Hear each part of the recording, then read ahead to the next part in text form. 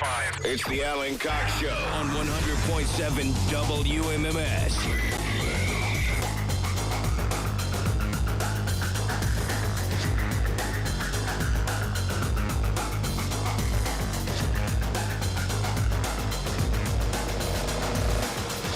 Hey, what's going on, gang? Good afternoon. Hi there.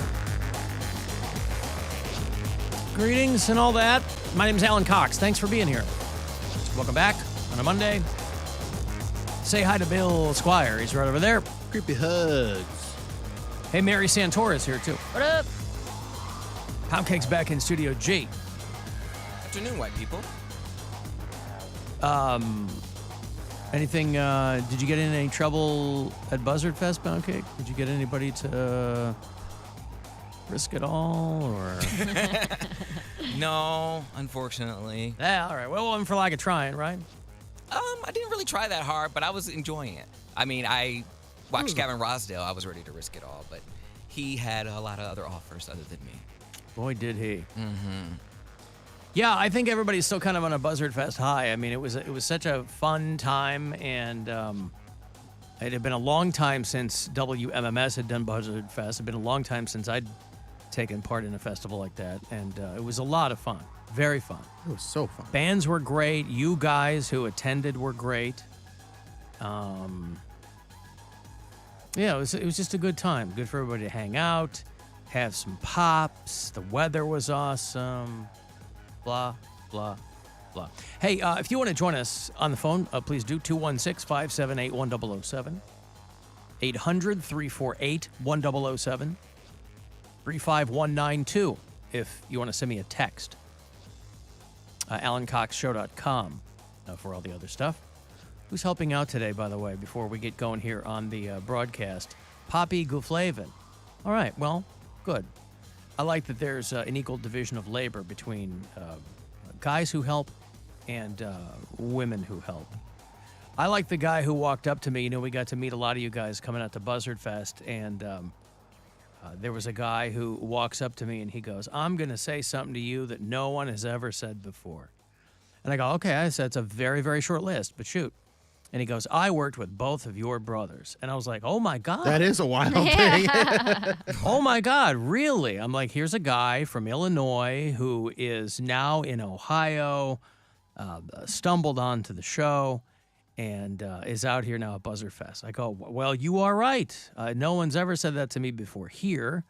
I said, "Tell me the story." And he goes, "Well, I worked with Rob in Westlake." And I go, "Those are not my brothers." And so turns out I thought that he knew who I was and worked with my brothers. Turns out that he didn't know who I was. He just thought I looked exactly like those guys he worked with. I go, "Those are not my brothers." I said, "But you know what? You're right. No one's ever said that to me before, so you're still not wrong." It's just, and he was very embarrassed, and he kind of slinked off. But for a half a second there, because my younger brother was in town this weekend. And so I was getting, as soon as this guy said that, I was like, "Oh, I'm gonna have a story for my brother. It's gonna be great." And then he starts talking. I go, "Nope. Let me stop you right there. Those are not my brothers. My entire family lives in Illinois." No, and because they always go, "Are you sure?" That's the For sure I know where my brothers Listen, live. it's the converse to you never asking follow-up questions, Mary. Here's a guy where I give him unequivocal proof that he's not correct, and he goes, "Are you sure? Are you sure I didn't work with your brother Rob that you don't have in a city he doesn't live?" I said, "I am absolutely correct in telling you that you did not work with either of my brothers." But boy, for a split second there, I was like, "Ooh, we're going to have a little conversation here."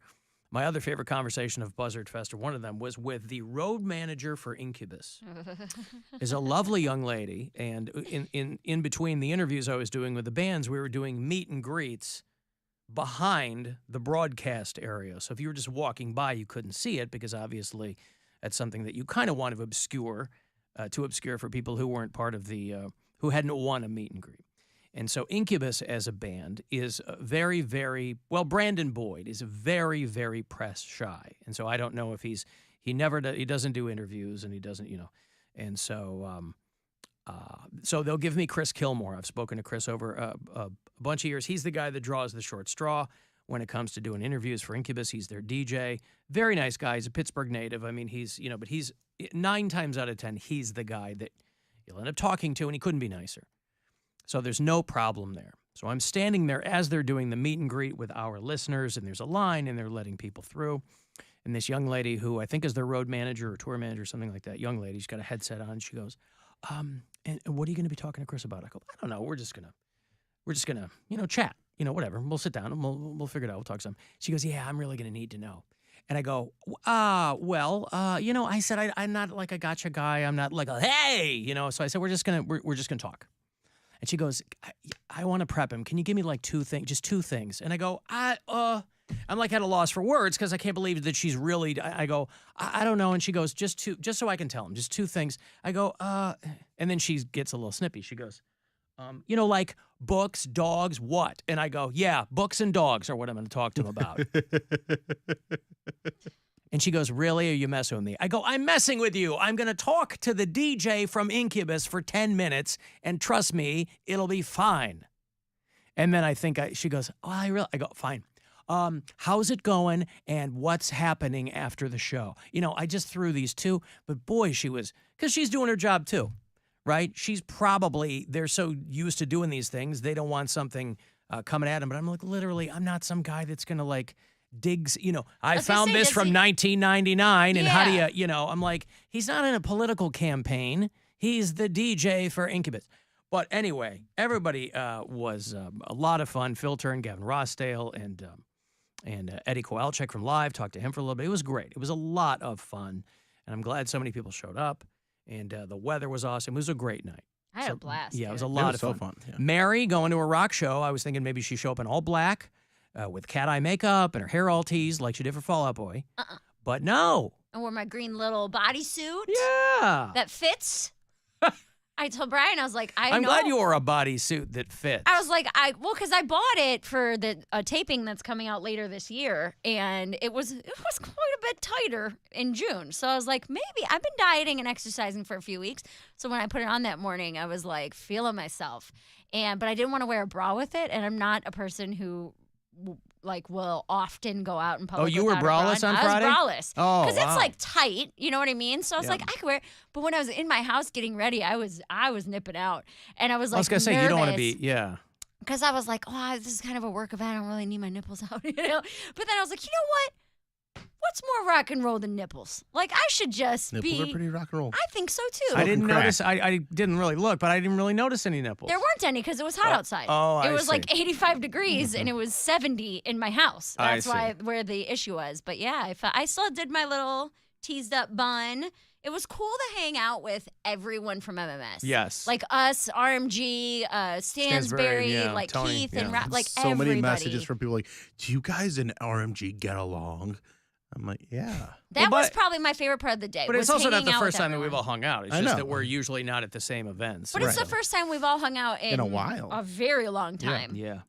But so Well, that was cool. I mean, St. Patrick's Day, Dieter and Doogie and most of them were out for St. Patrick's But not Day. everybody. Yeah. Everybody was there, Right. which was was felt fun. like a class reunion or something. I don't know. It was cool. I liked getting to know Carletta from GAR. Her and Yeah, I haven't 'cause they talked had a She country lot. said she jam doesn't the like next you day. at all. That's a lie. Because she commented on my reel I know. and was like, "Oh my god, I loved spending the day with you." So She didn't like you at all. you're a liar. Wow. Putting on a brave face.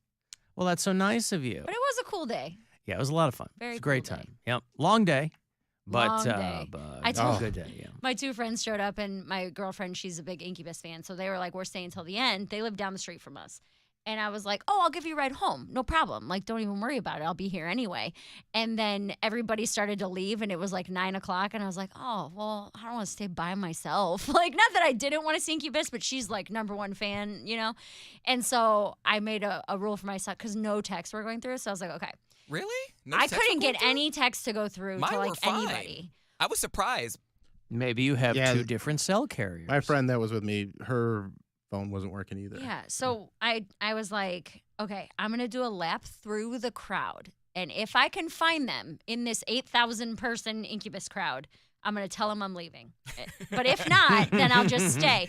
Dude, when I say within maybe 3 or 4 minutes of me being in that crowd, I ran right into him. And I was like, okay, bye, get an Uber. Okay. I got to go. I've been here since 2. Like, this is too much. Yeah, I think the sales department was hanging around for a while. Yeah, but, that's who I was hanging by. And Like the I was VIP. Yeah, Poundcake was posted up with the muckety mucks.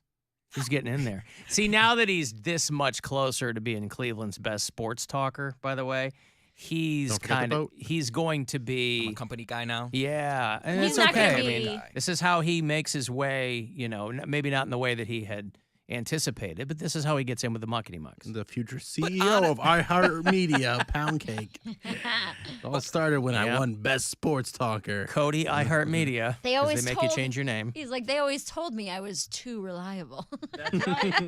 But honestly, though, like I was hanging out with, I was just chilling like all day. I didn't really, I watched the shows from the side, and I got like 5 minutes into watching Gavin Rossdale sing, like Bush sing, and then I knew so many more of their songs than I thought. my I did. ears started ringing because I was like that close to the speaker. Like I was like, all right, well, Bix, you better go sit down. So after that, I just kind of like grabbed. I think I bought like 2 drinks the entire day, and then everything else was just like kind of handed to me.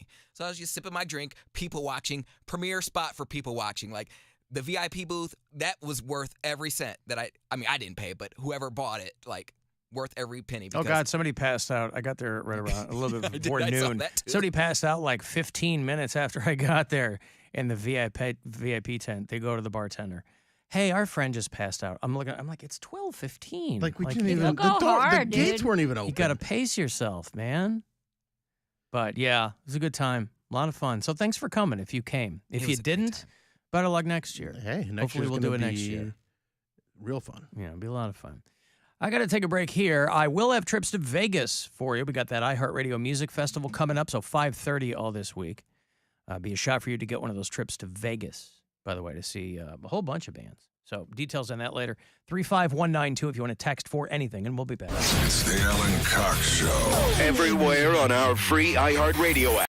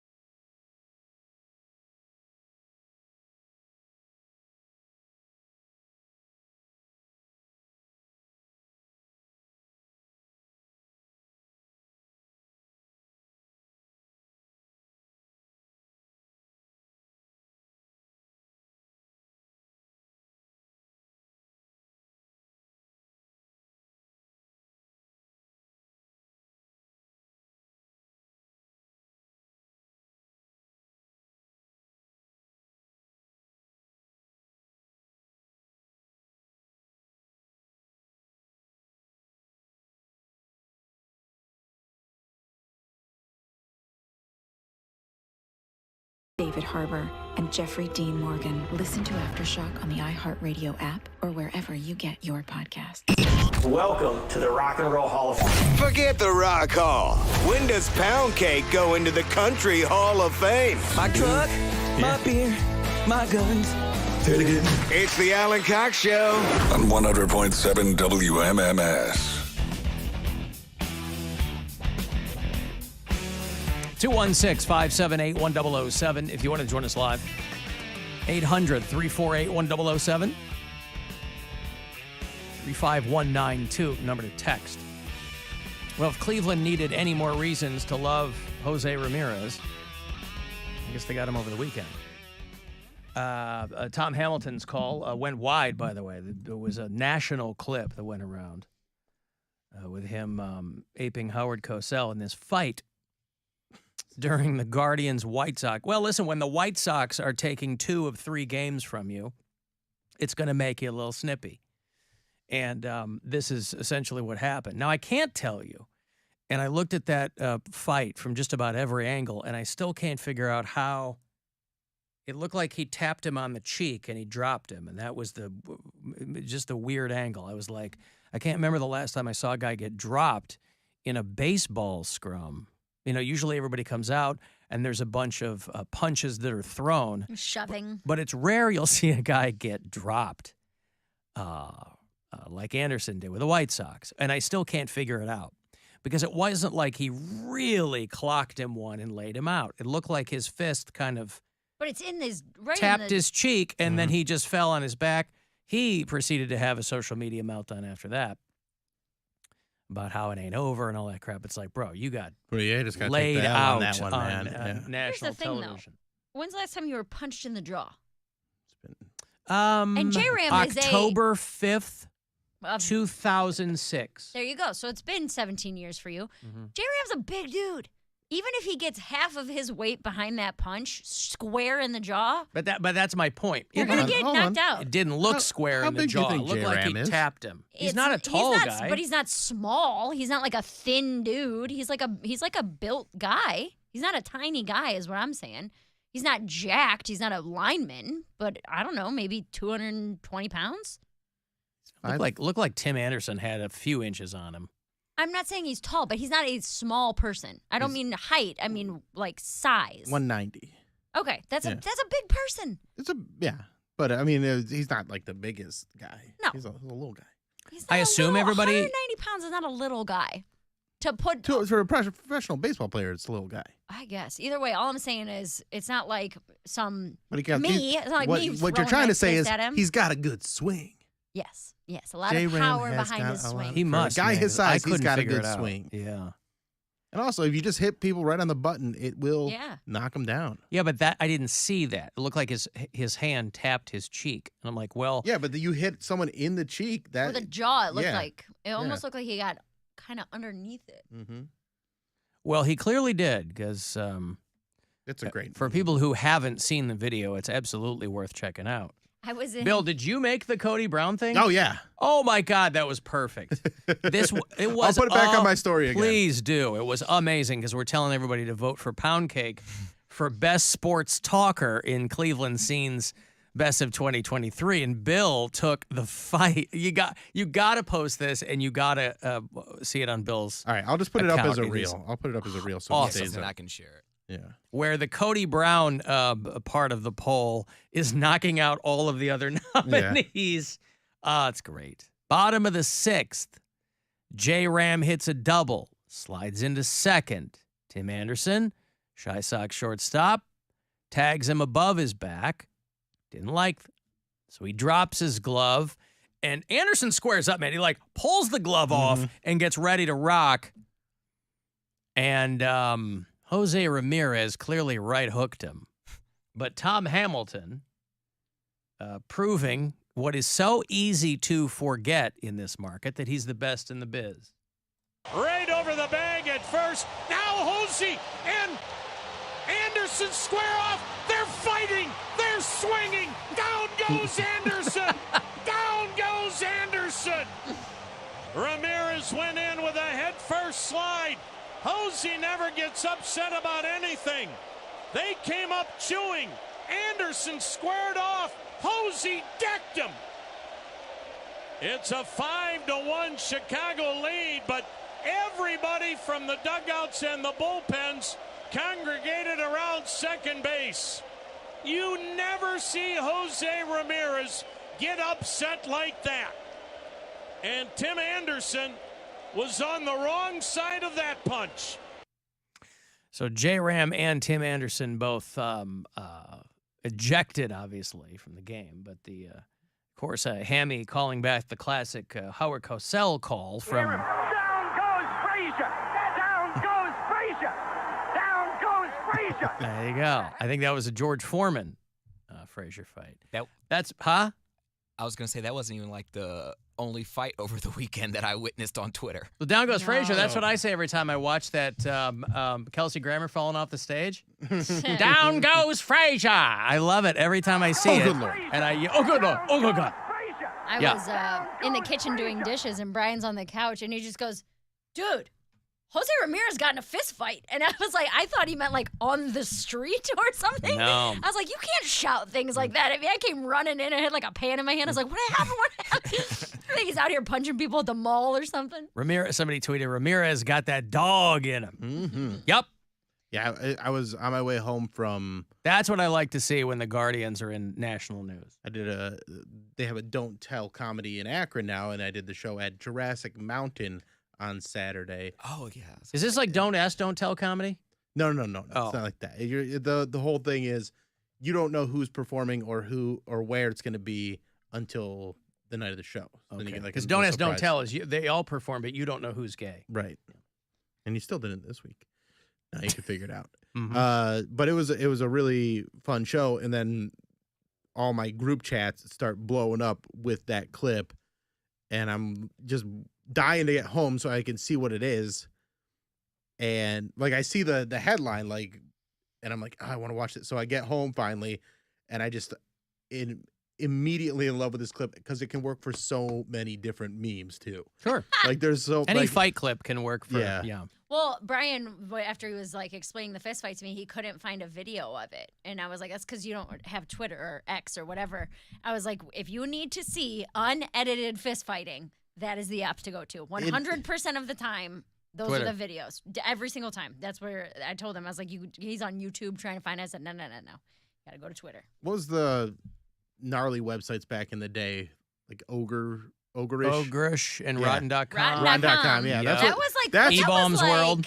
Twitter.com should just switch to Rotten.com. No, Like, it'd be- Rotten.com was like... Those are like decapitations. Yeah, and people things. getting run over by trains. Like when they cut and Daniel Still. Pearl's head off. Yeah. The video was on Rotten 2 days later. One of the things I saw on Rotten.com was like people in a village shot a pedophile in the head with a shotgun. And they like showed...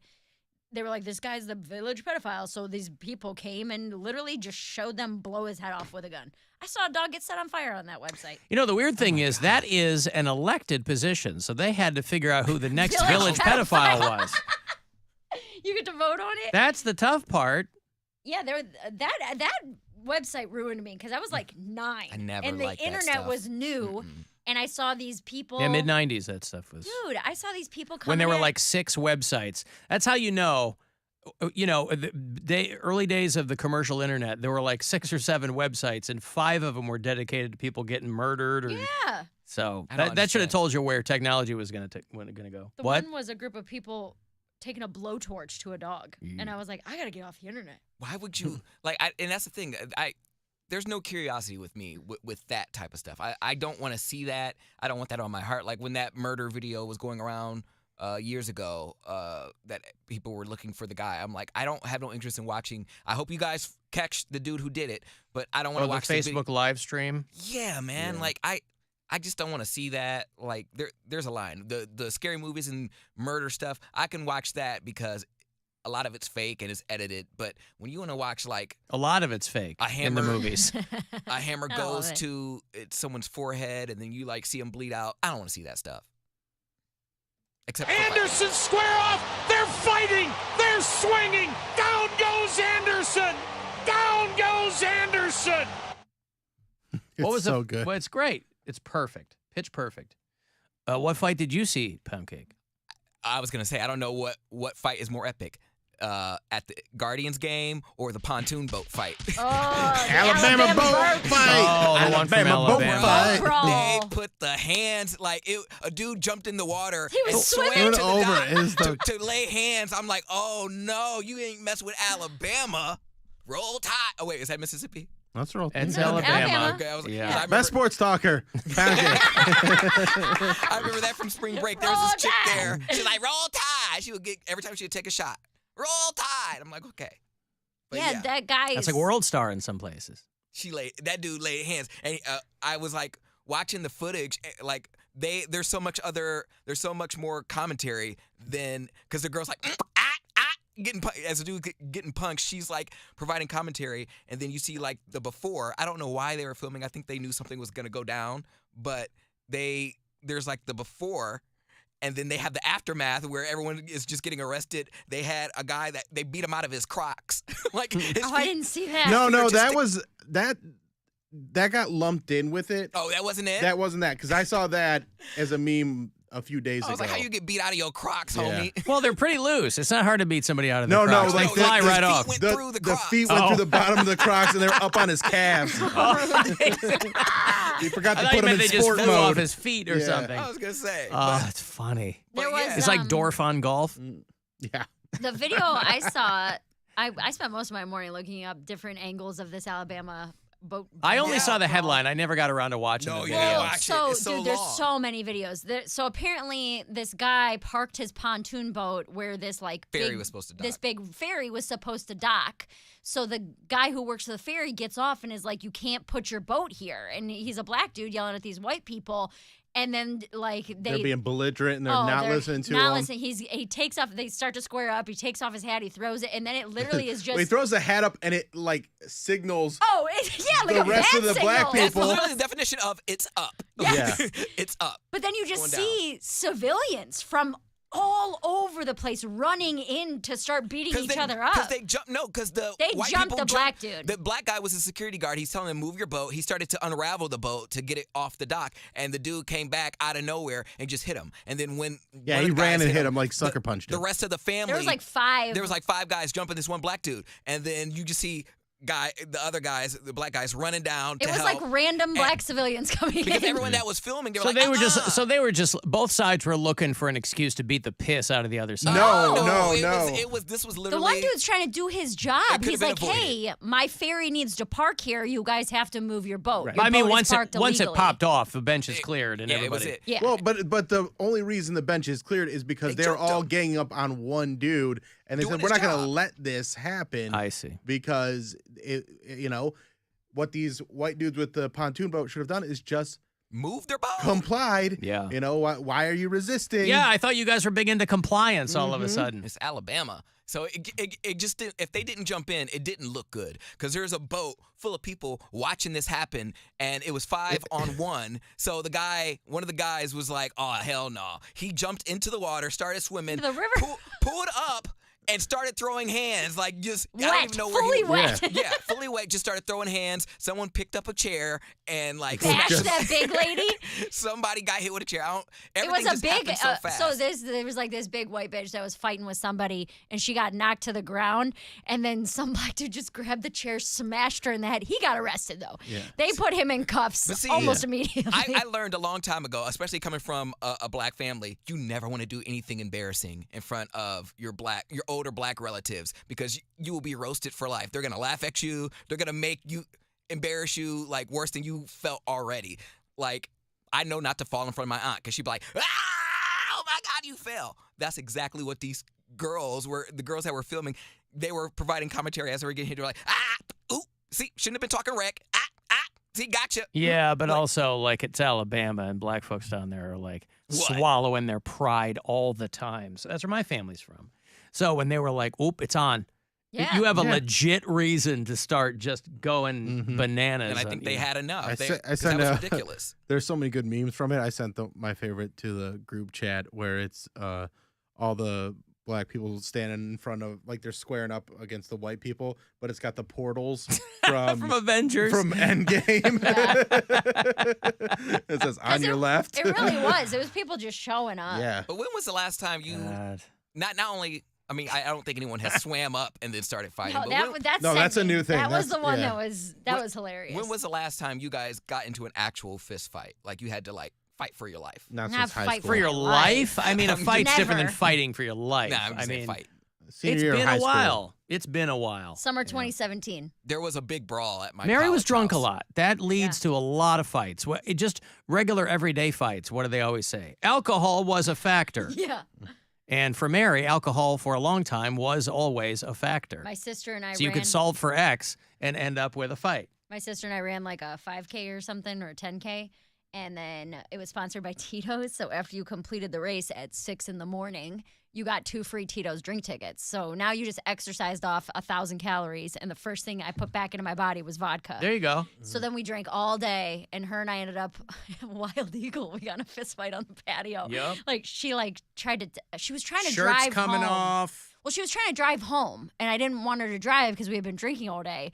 So I tackled her over a picnic table, trying to take her keys from her. She rolled over and punched me, and I rolled over and punched her. Any nip slips? No nip slips, but I did go on Putting a a date. teat in Tito's? I went on a date 2 hours later. You had scratches and Dude, blood on Black you. eye. I went home, took a shower, went on a date to a Cavs playoff game, and passed out in my seat at a Cavs playoff game because I had been drinking all day long. Fist fought my sister and wasn't maybe I should cancel this date tonight. I was going to say, the guy had to have known that you were loaded when he picked you up. I don't remember much of it. I remember we got there. I sat He's down like, in the I seat. don't have to do much work tonight. That was the last date we went on because I woke up as the game yeah. was over, and he was pissed. These are 'Cause- playoff seats. Yeah, they were playoff club seats. Oh my gosh, were you on the jumbotron? Probably. I don't know. I wasn't there. No, he was trying to big time you on a date, and you fell asleep. I passed straight out. Yeah, that's Slept through the whole thing. It was our 4th date. We were doing pretty well that summer. Oh, And that then- wasn't your first date. No. Oh, We had I been see. hanging out for a few weeks, and then I showed up late, drunk, after a fist fight with a sibling, and then fell asleep in his $2,000 seat. You know, under any other circumstances, that would have been a great "How was your day?" story. Yeah. But you weren't awake to tell it. That was my last fist fight. Well, it's a missed opportunity. I got a break here. If you want to send a text, 35192, AlanCoxShow.com is where you can watch and you can listen wherever you are on the iHeartRadio app. A great sports town Cleveland, this is for you. demands great sports talkers.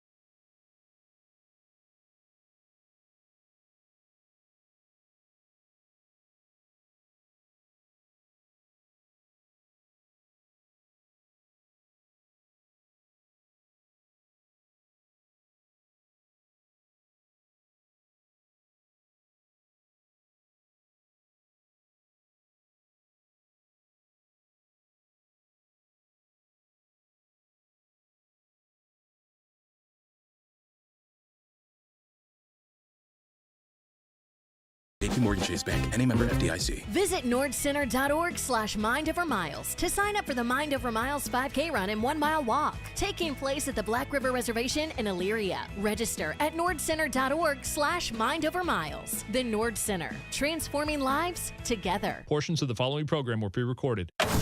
This is The Buzzard. From the Barrio Tacos Tequila and Whiskey Studios. The Buzzard. The home of the Buzzard. Buzzard. This is 100.7 WMMS. Cleveland. Call the Alan Cox Show. Idiot. Stupid moron. 216-578-1007 or 1-800-348-1007.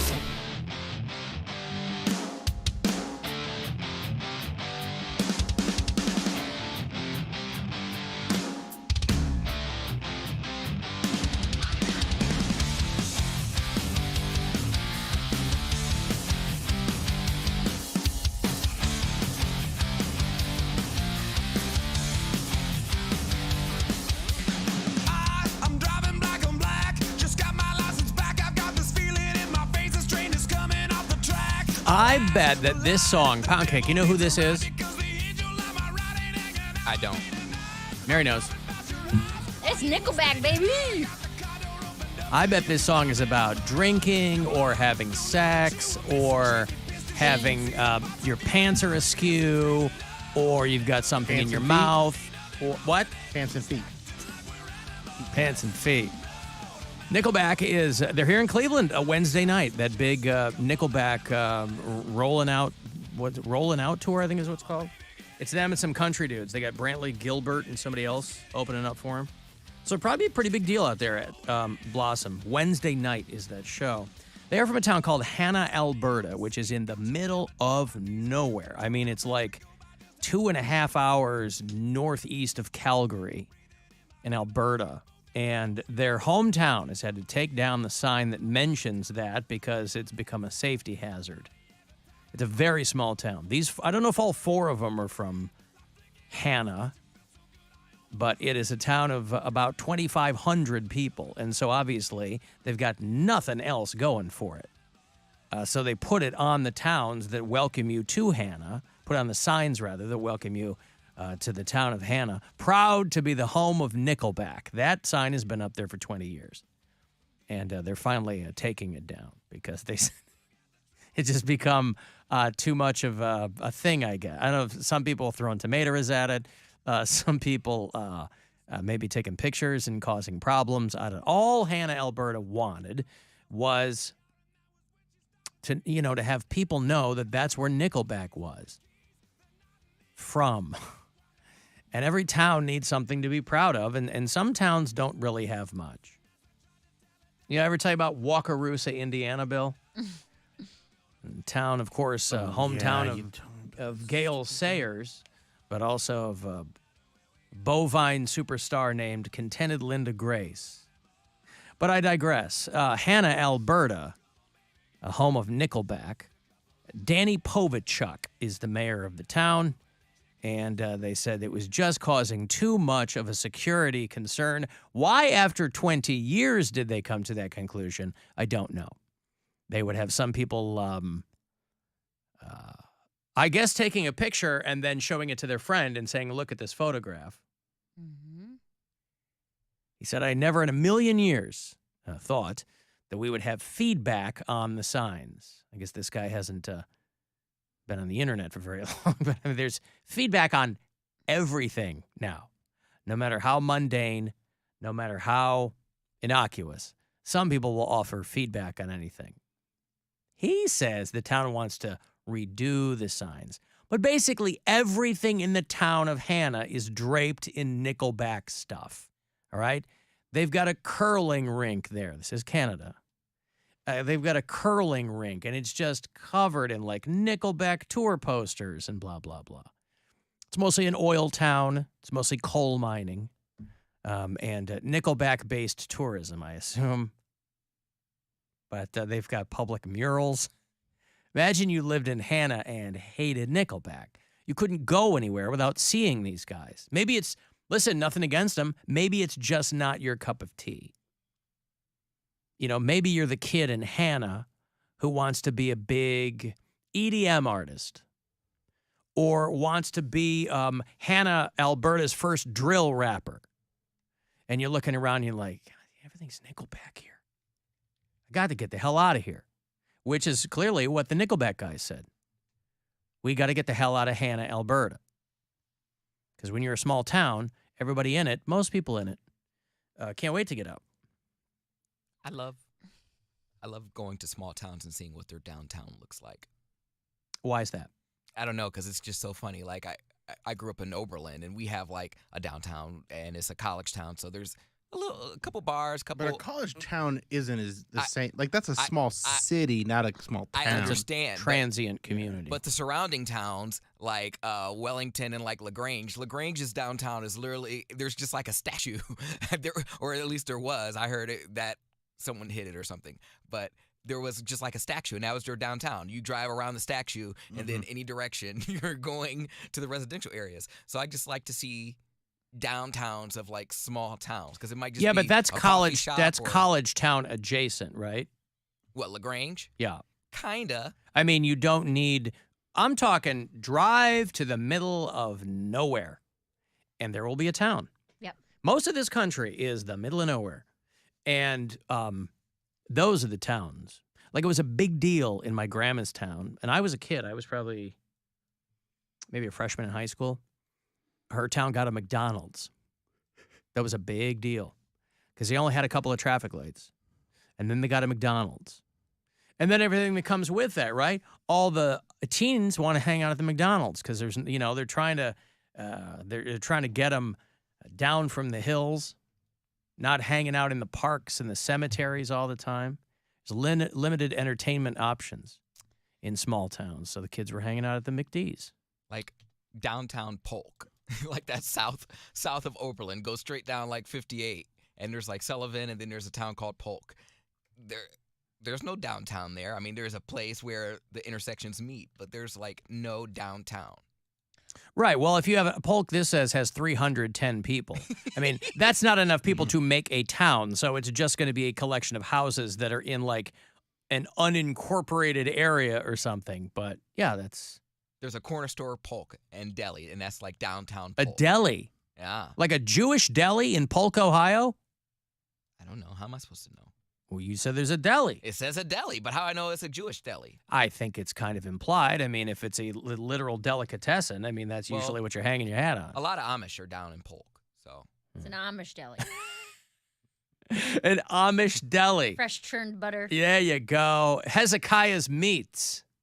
Dude, I miss the Amish. That's the one thing I sacrifice living in the big city, is that the That's Amish one thing he sacrificed. The big no city Amish. of Lakewood. The big city.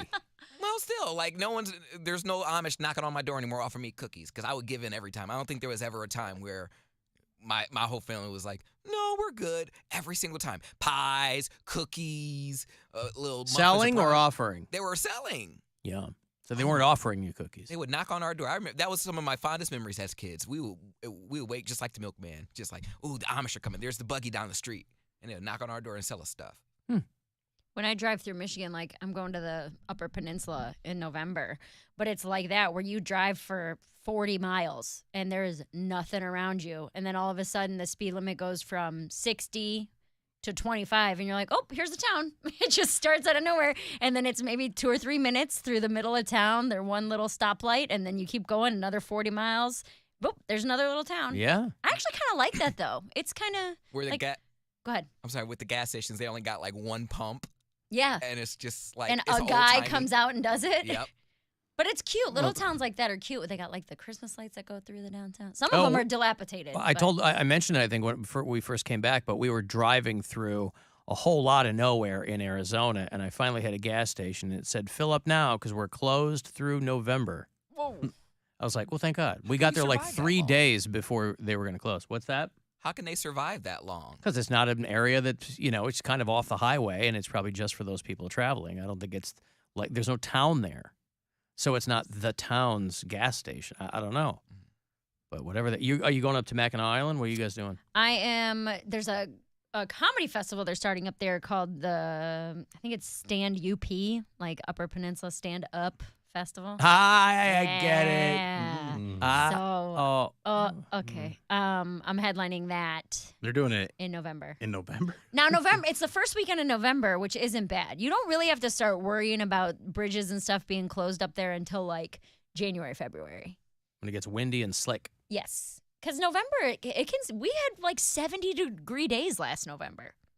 Yeah, it's winter in South America right now. It's 100 degrees. So, you can't count on any kind of weather anymore working out completely the way you'd like it to.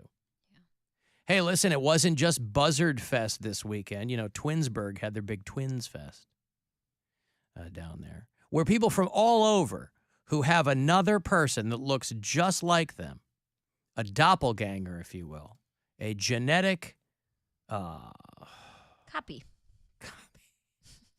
I like the stories. Here's what I think. I wonder, because somebody was just telling me about this over the weekend, about how they knew someone who had absorbed their twin. Ugh. We've all heard these stories, right? Dwight Schrute in The Office. It presents itself in different ways. Some people will just be told that that's what happened. Some people will have something removed that is suspected to be a tumor, and it comes out and they go, well, we got it, but it had teeth and hair. And that means that you absorbed your twin. My question has always been, could you just show up by yourself and say that you absorbed your twin? Because they have no way of knowing that. But that would indicate you have memories in the womb. Memories in the womb? How would you know that you absorbed your twin? No, they told you that. That you're like, I have this thing and I haven't had it removed, but they told me that is the remains of my twins, whatever. Oh, I thought you said if you show up by yourself and just say, you show up, right. With the tumor, you're saying. Or you just go, well, I had it removed, but I had a twin. Oh, I don't know. How would... That I don't know. Do they kick you out? I mean, does it have to be two? They're looking to sell tickets, right? So obviously they're trying to sell pairs of tickets. This happened this weekend. We did Buzzard Fest on Friday. Conceivably, there are people who went to that and then spent the rest of the weekend down in Twinsburg for the 48th annual Twins Days event. It's the largest gathering of twins in the world. You talk about a town that needs something. Twinsburg has this. And so all weekend long, you're, how they say, seeing double. And, but boy, people enjoy this. Especially since a lot of the twins, you can be fraternal twins. You don't have to be identical twins. You have to look exactly. Obviously, the hook is if you have somebody that looks like you. It doesn't have to be that. That would be annoying. To have another person who looked like you? No, it's a built-in best friend. No. I'm not talking about... there's no point in being a twin if you're not identical, because then you got to share a birthday and you have to share all the attention with someone. What's the matter with sharing? What is this? What is this white hot hatred for sharing? At least if you have identical twin, you get all the perks of being a twin. Like you can wear the matching outfits. There are plenty of twins, but I would imagine that most twins, there are plenty of twins who hate each other. So having an automatic best friend isn't necessarily the case. But also, it's not worth the hassle. I would think if you were a twin, I mean, people lean into it, obviously, but I would think if you were a twin, you would really, really want to differentiate yourself from the other person. So my nieces are twins, and my brother takes them, my brother and sister-in-law, they go when they can. I think they turned 10 this year. So they've been to like a handful of these Twinsburg things. But then my nieces get along great. Like from the time they're little kids, they're literally best friends. They play together. It's built in. You spend your whole life with this person who looks identical to you. But like now that they're... Well, that's because they're identical. Now, if they weren't identical, Poundcake says that's when it's not worth it to be a twin. Yeah, because it's just like I got a twin. I got to share everything. This person's in my face and in my space. He doesn't even look like me, so I don't even get parents don't any just buy one of everything to have the twins share it, right? Like they have their own pants. I'm saying, like, you don't get all the fun stuff, like get to dress alike. You get to wear the same clothes as kids. You can still do that. But it's not the same. Because they don't look exactly the same. Yes, they're not identical. Like, all the fun stuff about being a twin is, you comb your hair this way, I comb my hair this way. That's the fun stuff? Yeah, I feel like it's just fun to have someone that looks like you. You get to play twin games. You get to, What's a twin game? Like, you do something, you go to the class where your brother sleep with each other's wives. Cody, or like, here's what happened. Just a reminder, Cody's up for best sports talker, not best twins talker. But no, what I'm saying is... is... be the other person and then see if your friends get it. Cody saw the 2 movies from our childhood back to back. Parent It Trap. Takes Two. Yes, It Takes Two and Parent Trap, which are both twin movies. Let's trick our parents into falling back in Or love. sister, bitch. And now you think, well, that was different. sister, and now you're all like, They were like grown women, right? this is And what they sister. do. They're like Yeah. teenagers, but were they? I don't think they were identical. They're pretty close. Yeah, Tia They're and not Tamara fraternal, are, yeah. They're identical. They're absolutely Okay, I don't identical. They look different. They don't, I mean, they have different features. They're but mirror They're, twins. they're twins, identically yeah. hot. I know that. They're mirror twins. They're what? Mirror twins. What is mirror twins? Where if one has a mole, it's on the exact opposite side on the other one's face. They said that. Well, that's probably just what they called themselves. I don't think that's a genetic disposition, is it? I thought that was a thing. Mirror twins? If they said it and they're twins, I assumed it was Mirror image. Oh, maybe it is.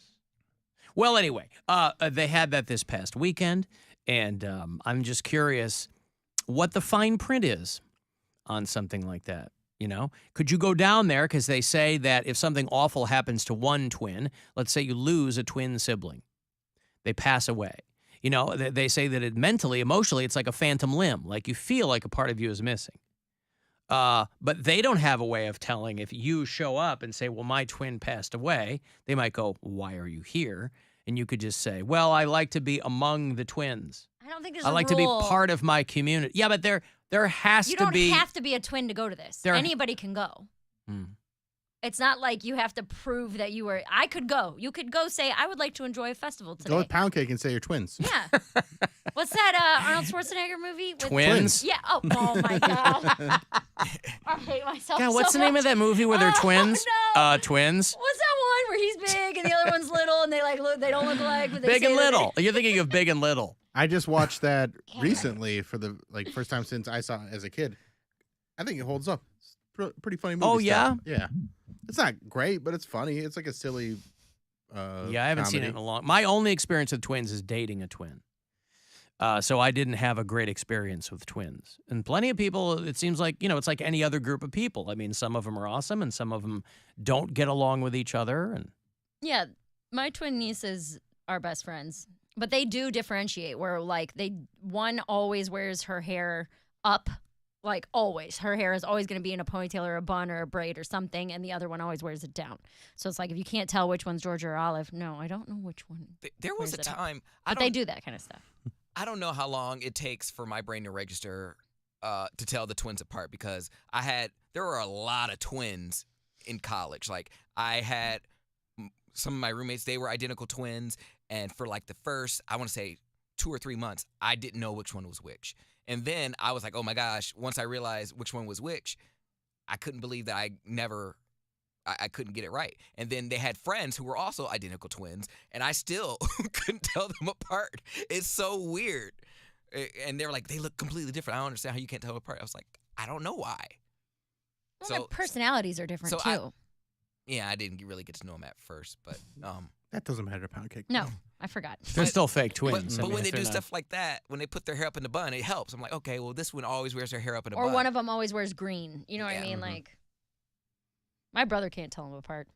My brother will look at him and be like, which one of you is Olive? Like, Tony. Which one are you? Tony, this is your Wear a name has he- tag. Has he ever mistakenly all the time punished the other one, like accidentally Oh. given a spanking to the one twin when it I was don't know really the about other that. one? I don't know about that, but he does. He will have to look at them or ask them to talk, or like there will be times where if they're just standing next to each other, I'd be like, no, I'd be like, me as a twin dad, I'd be like, I don't know who did it, so both of y'all getting a whooping. y'all, I'm so glad you don't have parents. You better or tell, kids. or I'm beating both of y'all. How about that? If he can't whip him, he can't watch him. Absolutely not, and I'm beating both. Alan, I'm a man with a twin sister, and Poundcake does not know what he's talking about. What?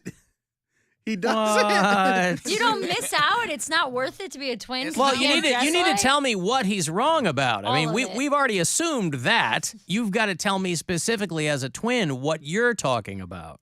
You mean We you need don't want to- your birthday to yourself? Who cares? Once you're older than 10, who cares about your birthday? Be like, yes. Have you ever thought of it in terms of this, Poundcake? What a joy it is to celebrate another person. Be born at 11:59 the day never done before. that. Have you ever thought about what a joy it can be to celebrate another person? No. That was so honest, too. It was so. I love it. No, I have not. Who am I going to? Jesus and maybe Santa, but who? I'm talking about real people. Jesus like was a real person. Come on. I know what you're talking about. How about a sibling? How about your brother? If you guys were twins, right? Oh God, we would not be friends. Why? We wouldn't be friends because we're you want to talk about personalities, like, and my brother knows this. He has said this to me. This is not controversial. We probably wouldn't be friends if we weren't brothers. The fact that we are because our personalities are so different. I think that's probably true for a lot of people. So I'm happy that he's my brother, but if we weren't siblings, we would not run in, we still don't run in the same circles. Like, we have friends because we grew up in the same area, but our friends are not each other's friends. Right. Alan, what was that Schwarzenegger movie where he recalls something totally? Oh, that one was called Total Recall. Oh, I thought that was Terminator. Oh, man. Terminator. That's the one. What's that one where he terminates? That's the one where he ends stuff. I've got to. That was a bad one. That was a very That was dumb great. dare. We're That was gonna a be bad riffing on this for the next hour.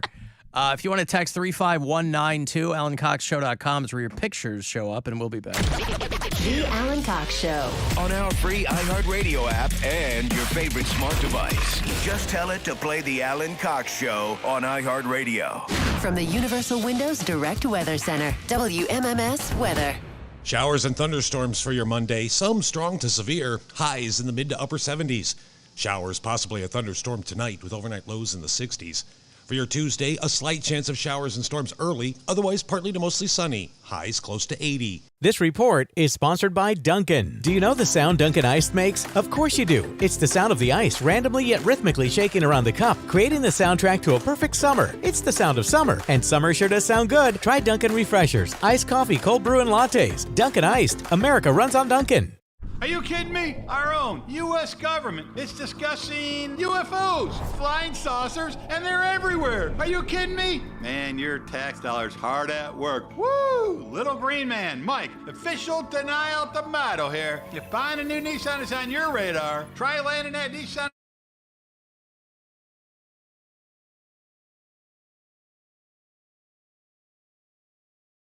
Hi, I'm Brian Cox. I play Logan Roy, and if you want me, I will tell you to fuck off in a very uncertain manner, okay? So have fun and get in touch.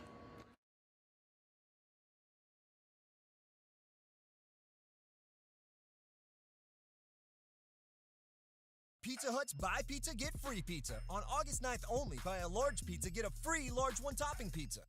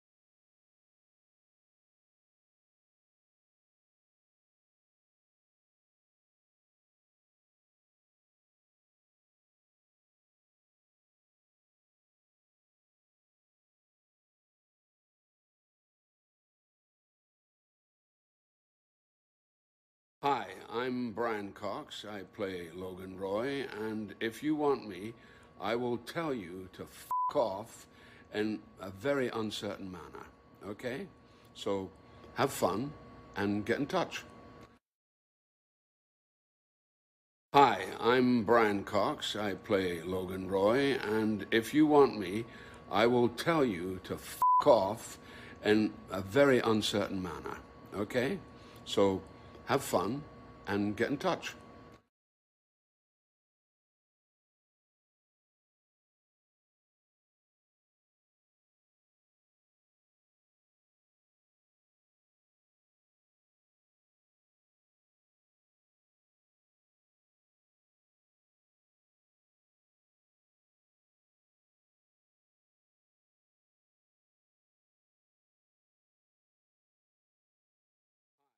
Express travel stores between July 1st and August 31st, 2023. Only one prize is available to be won. No purchase or payment of any kind is necessary to enter or win a prize. Visit monsterenergy.com/TA Travel Sweeps for official rules and requirements.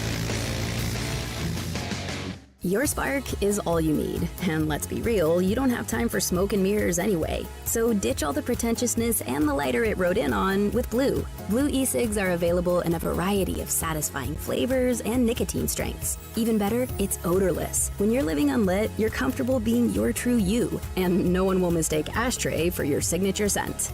Blue. Get unlit. Warning, this product contains nicotine. Nicotine is an addictive chemical. Underage sale prohibited. Blue is a trademark of Font Molding 4BV. Copyright 2022. Fontum US LLC. Hey guys, it's Mary. Did you know that Chipotle makes their guac fresh in store every day by using just 6 fresh? That's right, no artificial flavors, colors, or preservatives ever.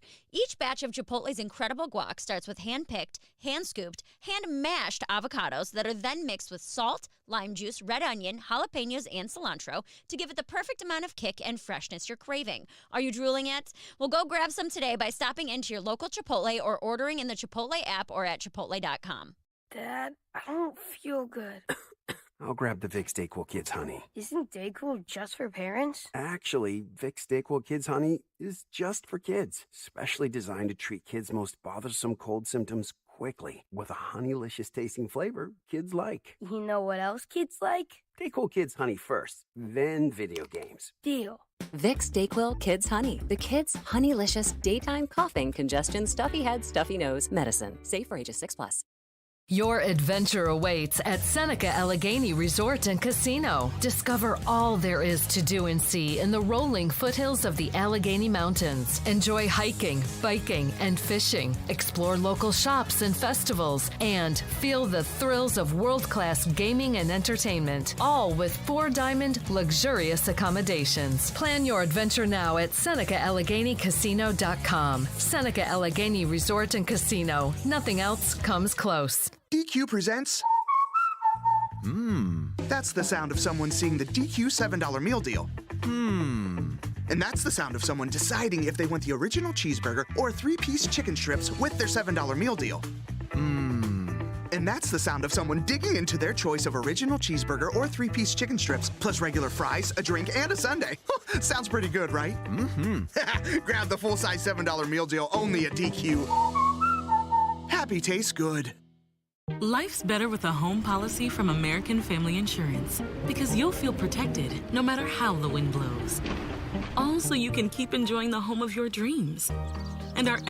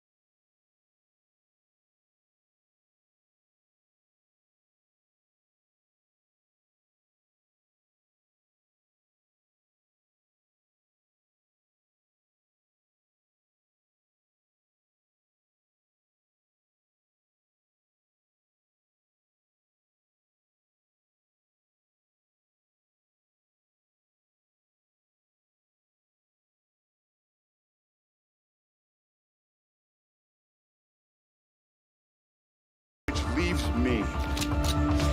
I'm asking for your forgiveness. Aftershock Season 2, starring Sarah Wayne Callies, David Harbour, and Jeffrey Dean Morgan. Listen to Aftershock on the iHeartRadio app or wherever you get your podcasts. Hey! Get stuff away! All right, I'm going to go see Offspring. They're on the road and coming to Blossom. When's the show? Offspring with special guest Simple Plan and Sum 41. I think this is the last go-round for Sum 41, by the way. So if you're a fan of them in particular, the Let the Bad Times Roll tour. It comes to Cleveland on Tuesday night, August 22nd. That's only a couple of weeks away from tomorrow. Out at Blossom. Tickets, info, all the other stuff at livenation.com.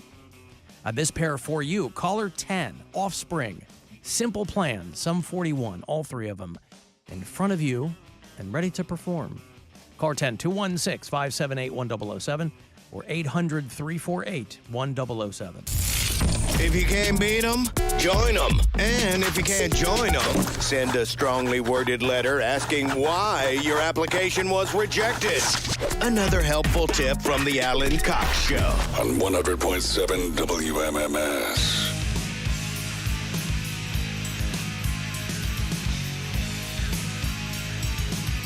I'm going to have Vegas trips for you all this week. Next couple of weeks, I think.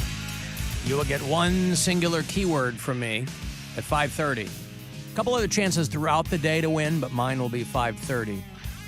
iHeartRadio Music Festival is coming up next weekend, so the last ditch effort for you to get one of these trips at the T-Mobile Arena in Las Vegas. Sorry, it's not next weekend. I'm looking a month behind. It is September 22nd and 23rd, so we've got plenty of time. My hotel room, we were in Vegas. I was looking right out my window on top of the T-Mobile Arena. And they've already got all the big iHeartRadio Music Festival things up there for it. Foo Fighters, Fall Out Boy, Public Enemy, Lenny Kravitz, 30 Seconds to Mars, Sheryl Crow, and many, many more. So we get you set up out there, hotel, the whole bit, tickets for the, you know how it goes.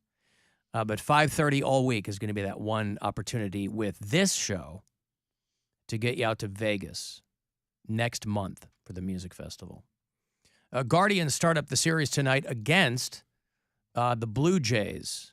Jose Ramirez back in. Did they suspend him for a number of games or just ejected him from the one where they got into the Donnybrook? I don't know if the punishments come down yet. Blue Jays Guardians first of 4 tonight, provided that the weather doesn't do anything crazy. I think it's just supposed to be maybe windy for the rest of tonight. But Blue Jays Guardians here at home at 7:10 tonight here on MMS. So once we roll out at 6:30, your pregame coverage will get underway shortly after that. Yeah, they haven't said what it's going to be yet, but he'll probably get suspended a few games, but he'll probably play tonight. Played yesterday. All right. Oh, he did? Mm-hmm. Alan, what was the name of that movie where the missions seem impossible? I hate you guys so much. Listen. Or all those guys, all those guys drive really fast and really furiously. What about the one where the No, pirates? you can't play. Oh. You already did it. You already played. Mary goes, what was the movie where they're twins? It was Schwarzenegger. No, I said, and... what was that Arnold Schwarzenegger movie where they're like brothers and they look alike? No, you said twins. You said twins. Did I say twins? That's why it was funny. That's why it's funny. What's a movie where they were twins? What's that movie where it's like a park, but it's Jurassic? In nature? Yeah. Whatever. You kind of got off. You were mentioning that you did a show at a Jurassic place. Yeah, Jurassic Did Mountain. that get finished up? I didn't know what that was. You did a show at a dinosaur joint? It's called Jurassic Mountain. It's kind of like a Chuck E. Cheese type place where they have like laser tag and indoor mini golf. And this is here in Northeast Ohio? It's in Medina. It's actually in Medina, right near where I grew up.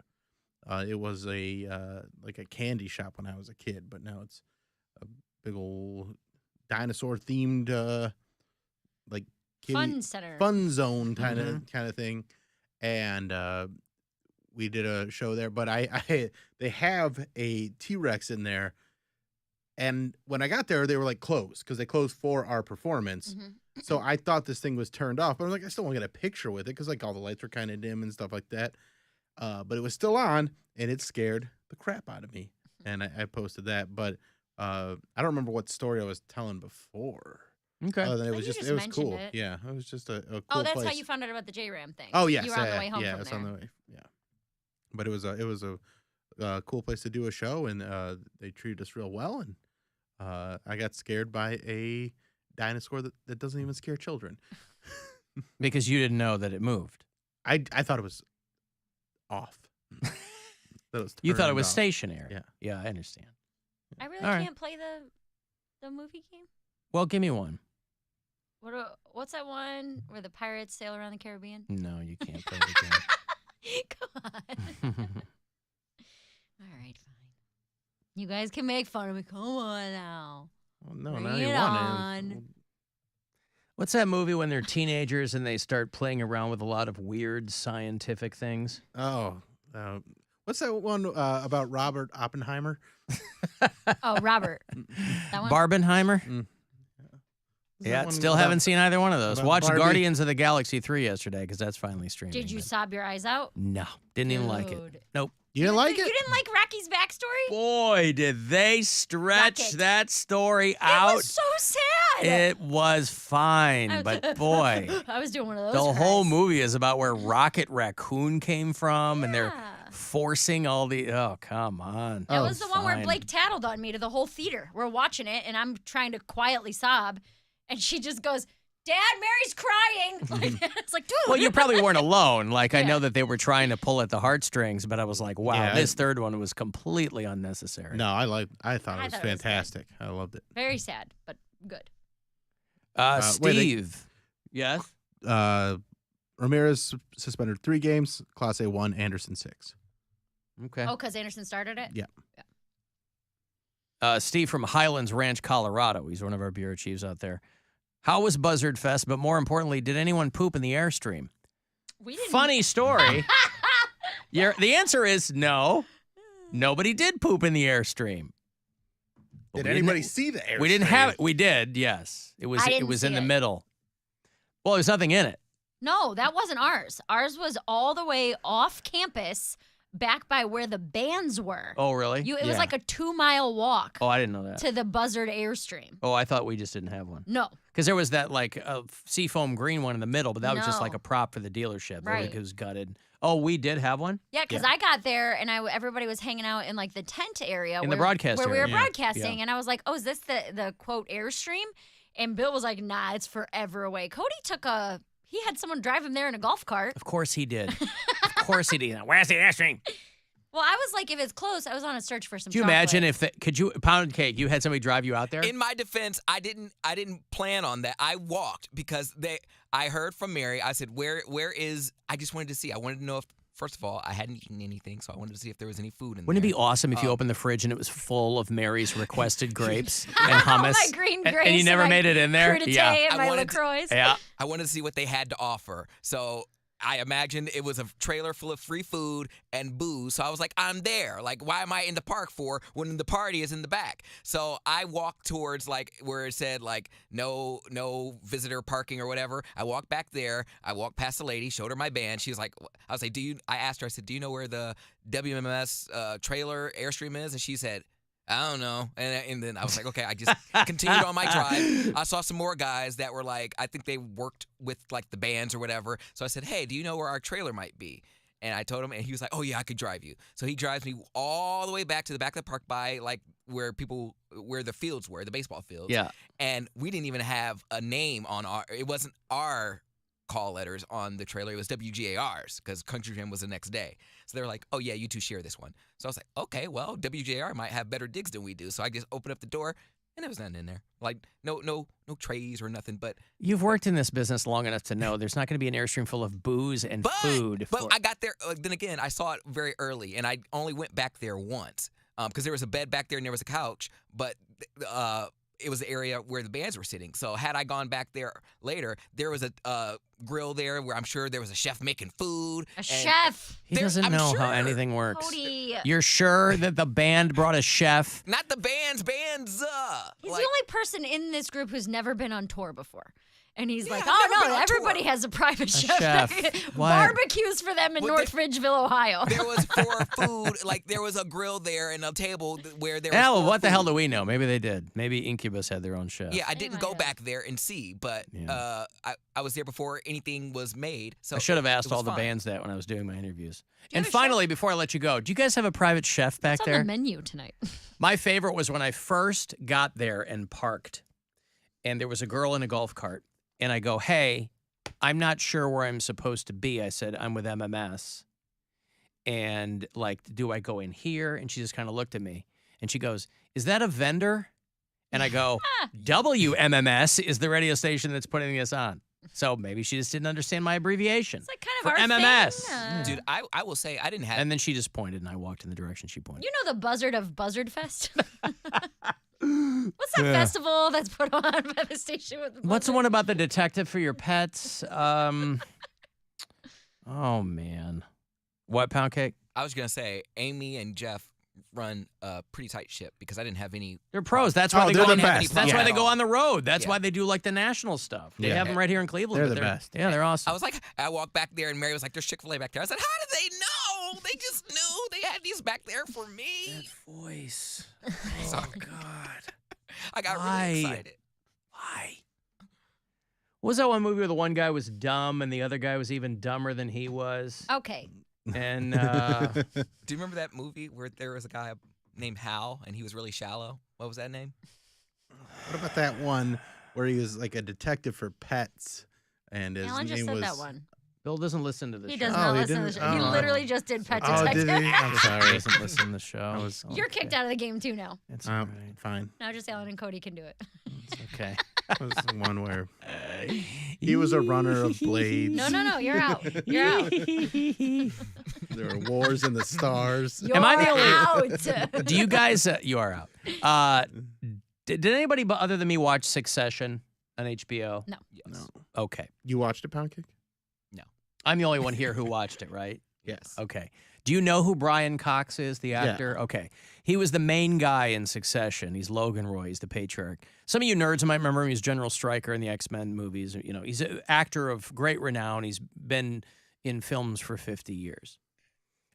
He has a son named Alan, who the names have been confusing to people over the years because, you know, for a long time, I think the avatar of this show on some podcast platforms was his son as a kid, so he looked like Harry Potter. There was a movie when I was a kid called Young Sherlock Holmes, and the kid in the movie was named Alan Cox. And this is Brian Cox's son, right? Anyway, because of the SAG-AFTRA strike, Cameo, Bill and I are on Cameo. I'm on it too. Are you on? Yeah. We're all on Cameo, not Poundcake. We're on Poundcake should, though, absolutely. He'd probably get You more. probably make the Yeah. most money out of Right. all of us. That's what Can I'm saying. you say something, but make sure you say it in that really annoying voice? Uh-huh. Cameo, because of the SAG-AFTRA strike, has seen a 139% increase in accounts being started from celebrities who are looking to make some money. And Brian Cox is one of them. And the tough thing with Cameo is figuring out how much to charge. Because if you're a big name, you can charge a lot of money. $300. Now, Brian Baumgartner is the top earner on Cameo because he really struck a balance there. He was Kevin on The Office, but he makes like $1.5 million a year on Cameo. And because he's very engaged with people, he goes above and beyond with the messages. His price point is just right. Dude, a group of fans sent me one from him after my dad died. And he was like, it was like a sorry your dad's dead cameo. And I was like, this poor man has to deliver messages about grief, but he did it. And I was like, oh my God, Kevin from The Office, you know. Well, and you also kind of have to be careful of what you're going to say or what you're willing to say or whatever, because there's a lot of trolls on there. So you kind of have to be sharp about it too. But you can always tell when there's celebrities who are on Cameo because their people probably told them it was a good idea. But they very clearly don't want to really do a lot, so the price point is like prohibitively expensive.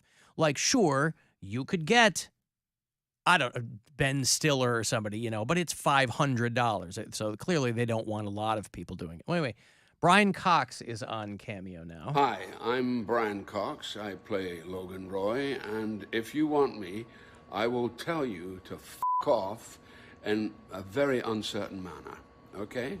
So have fun and get in touch. Yeah, how much do you think that costs? $150,000. Little less than Okay, that. $1,000. $689 for him to type to F off. So, because the guy's like, I don't want to do this. What is this? Well, you're not doing any, Margaret Cho is going to be on the show tomorrow. Oh. And she is on tour. She's coming to do Playhouse Square in October, but they're very clear about the fact that they can't talk about any projects they have in the pipeline. They can only talk about what they're currently doing. So, SAG-AFTRA people now are like, yeah, so I got a new cat. Because that's kind of all they can do.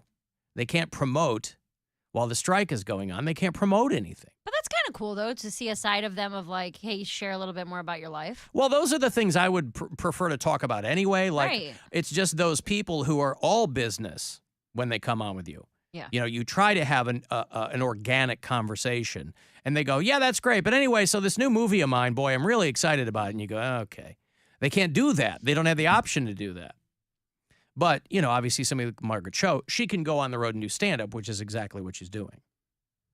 So I'll talk to her tomorrow. Craig Ferguson is going to be on later in the week because he's going back on the road too. So stand-ups have a thing they can go do. Brian Cox has got to be on Cameo and telling people to F off for $700. So, and you can also kind of get a vibe of how, what people are going to put it. There's some high earners on Cameo who are well-known people because they just do a great job, right? Mandy Moore, Kathy Griffin, Brian Baumgartner. These people are like, they're not cheap, but they do. Mandy Moore will do an original song for you, for like $300 or something. Dude, that's kind of lit. That's what I'm saying. I was gonna say, That's why all these people are like, I got nothing else to do. I'll just go on and see how many people want to pay me to say hi to them. Missing You Like Candy, that Mandy song? Mm-mm. Is that a Mandy Moore song? Yeah, from her very short But it's not music her. That's not an original. That's a really, I don't know really any of her old music. song. I'm missing you like candy. I just checked my Cameo. I had $30 in there that I forgot about. Dude, I don't even think I have the app on my phone anymore. I mean, I do, but I think it's like one of those where it's it's got the little cloud on it or whatever. You get more requests for feet pics than you do cameos? Well, I treat it kind of like that guy for free pics, where I'm like, this is the price, and if you don't like it, then I don't need to negotiate with you. That's I how don't I care. treat when people ask me to stand up at birthday parties or weddings. I'm like, it is a lot of money because I don't want to do this gig. And they're like, well, can you come down? I'm like, no, because I don't want to do the gig. Right. So if I'm going to do it, I'm going to get paid a lot of money to do it. But you tell them you don't want to do it. No, you just throw it out there. No, It's like, this is what it is, take it or leave it. Yes. Like, there is absolutely no negotiation. I see. Yeah. And if they say, yeah, I'm like, okay. Like, well, I'm making money right now. A lot of money. It's good money. Fell right into my trap. Make $68 tonight. Private Chef was for Incubus only, somebody tells me. If that's true. How would they even? Yeah, who would This might be somebody who was working there. I don't know. Yeah, maybe that was the chef. Well, no, I didn't see a chef there. There was just like a grill there. So I was like, oh, they probably just made like hamburgers, like food for the crew or whatever, because there was a lady sitting back there when I was back there. I was wandering around because I didn't know which trailer was ours because, again, it was a small little label and it wasn't even like, it was WGAR. It wasn't MMS. So I was like, do you know where our trailer is? She's like, probably up towards the front. I said, okay. So I just walked in there and I was like, oh, okay, there's nothing in there. And then I used the bathrooms. I was like, oh, wow. I just want to stand in here because the AC was perfect. Oh, they did have that little section behind the VIP area where they're plating stuff and like cutting up fruit. And when we were walking to the other stage to introduce live, we all grabbed a little, Mary got her grapes. Oh, yeah. What was that? What was that little setup there? That was the food in the middle of nowhere. There's a table with food on it. Was for the VIP okay. section that people, and they would take it into that tent. I see. But they were set up behind it to prepare it and plate it and everything like that. Gotcha. I was sitting in the VIP area, and then they just had a tray of White Claws, and they were just passing them out. I said, "You been giving these out the whole time?" She said, "Yeah." I said, "I didn't know that," because I was like, I paid for like 2. And I was like, I was like, I'm just gonna sit here and wait. So I just sat there the whole time. Everyone thought I was just, oh, you're being antisocial. Nope, I'm waiting for her to make her rounds and pass out White Claws. Oh. He was a very important Poundcake. He was just mooching them White Claws right off that You tray. can't give me an all-access pass and expect me to act right. Well, now we know that for the future, don't we? Well, he didn't get thrown out or like hit on anybody. I'm getting or tinnitus anything. in my ear and sitting in VIP sections to get free drinks. And I just sat there. I sat there and drank to the point where I didn't realize how deep the chairs were, how far back they go. And I stood up and I almost lost my balance. I'm like, people are going to think I'm drunker than I am. I just lost my balance just for a split second. Were you drunk? No. So drunker than you were meant 0? I Scale of 1 to 10. How drunk were you? Towards the beginning, after we got done broadcasting, I was probably like maybe a 5 or 6. But then I would pace myself and I would just take little sips in between. By the time we left, I was like at 0. Towards the end, I was like, So you peaked in the middle of the day. You kind of surf the wave the rest of the show? After we were done broadcasting, then yeah. All right. When Gavin Rossdale and Bush were performing, that was like my drunkest. That was the video. So I posted a reel, kind of a recap of Buzzard Fest, and part of it is Cody dancing in a fog machine. So if that's the peak, because that was right before we announced Bush, right before we did the stage announcement for Bush. So that makes sense if that was your peak of the day. that was my dancing. You're gonna laugh at this because unless you've seen the video, you don't know. That was my Lady Gaga "Rain on Me" dance. You looked like a car dealership thing. When One she, of those blow Car dealership. Those blow ups. Like the sweet D Yeah. dance. Yeah, gotcha. I got to take a break. You want to send a text, 35192. If you want to join us, a couple of weeks away, the Alan Cox Show cruise, Captain Fun's Floating Fandango. We're going back out on the Nautica Queen after a multi-year hiatus with MMS and Bud Light. Want to join us? I got a couple of passes for you to win after the break. The Alan Cox Show on 100.7 WMMS.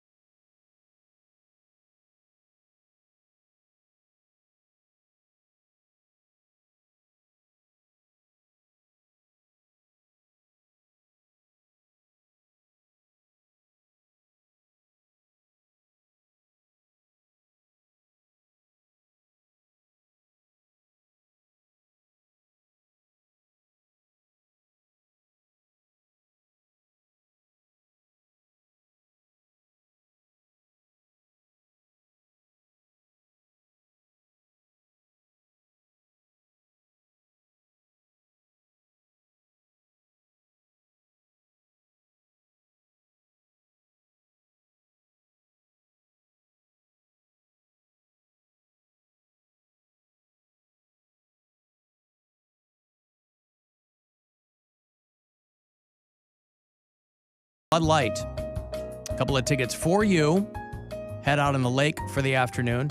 Another way to win, go to WMMS.com. I have a couple of ticket stops this week that I'll tell you about too. But concern yourself right now with being caller 10. And these tickets are yours. Be at least 21. And they're yours. 216-578-1007 or 800-348-1007. The Alan Cox Show. Hey, how you feeling? You okay? WMMS Buzzard Radio.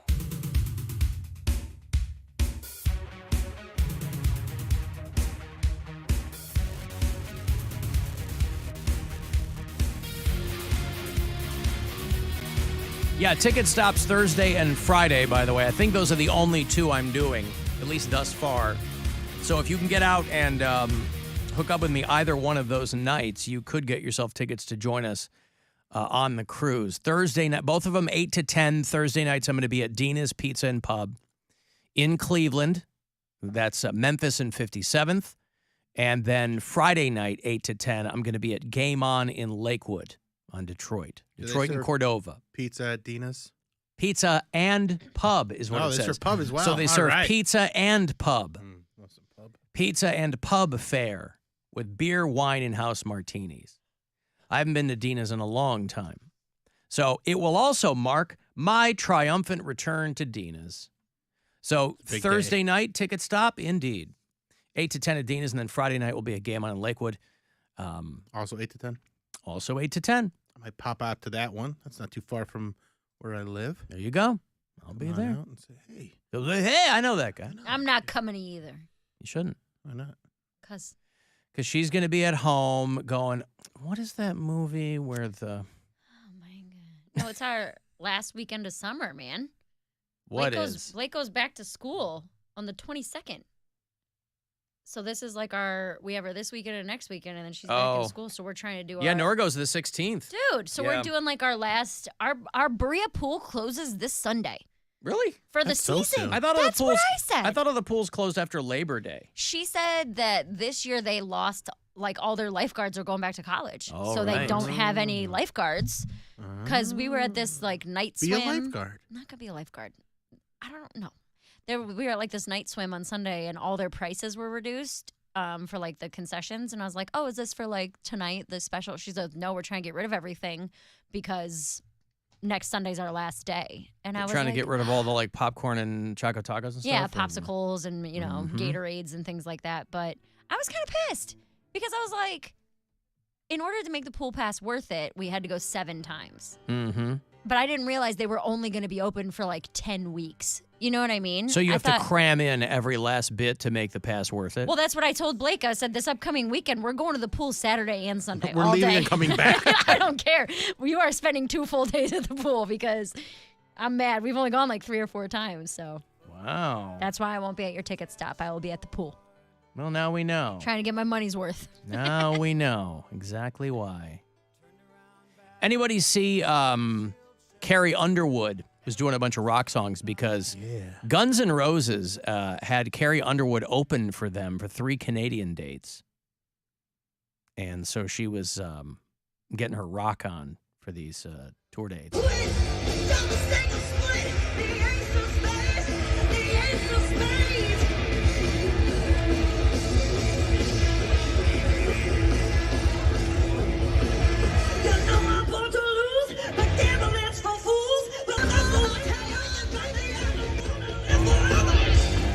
Oh, Carrie. I mean, she looked good. Listen, if you can sing, right? It's not like Lemmy was an amazing singer, but you got to have a good band. She's a great performer. I wonder. Didn't she also do that version of ABCD FU, and then she changed it to her last relationship breaking up? I saw that on TikTok. What is ABC? What? It's There's this a pop song. yeah. And it's ABC, or is it FU, and your mom, and your dog, and your cat, and everyone I've ever met. Something like that. That sounds like a keeper. Mm-hmm. I'm curious why GNR picked Carrie Underwood, though. That's an inspired pick. That's interesting. I wonder why they did that. Probably just to attract a different audience. She's huge. She's like the biggest woman in country music. Right, but Guns N' Roses doesn't need Carrie Underwood. I mean, that's probably just them going, hey, I'm just curious how they got there. You know, she's not Canadian. It's not like, I don't know. I'm curious. I'm saying I maybe don't have they a problem wanted with it. to draw in more of like a younger female audience or something. Well, I saw the video, and it's all dudes in baseball caps. So, it's help. like 60-year-old guys waiting for Guns N' Roses, but they gave her like a nice, I think that was smart of her to do that. You know what I'm saying? Yeah, for sure. She did a lot of those. She did a lot of rock songs. She knew what she had to do, and she did it. Understood the assignment. This was in Moncton, New Brunswick. Saturday night, the first of 3 dates that she's opening for Guns N' Roses. So she started with Bad Reputation. But she'd already done that. She did Bad Reputation with Joan Jett when they did the CMAs a few years ago. Did some Pat Benatar, did some Rolling Stones, did some Led Zeppelin.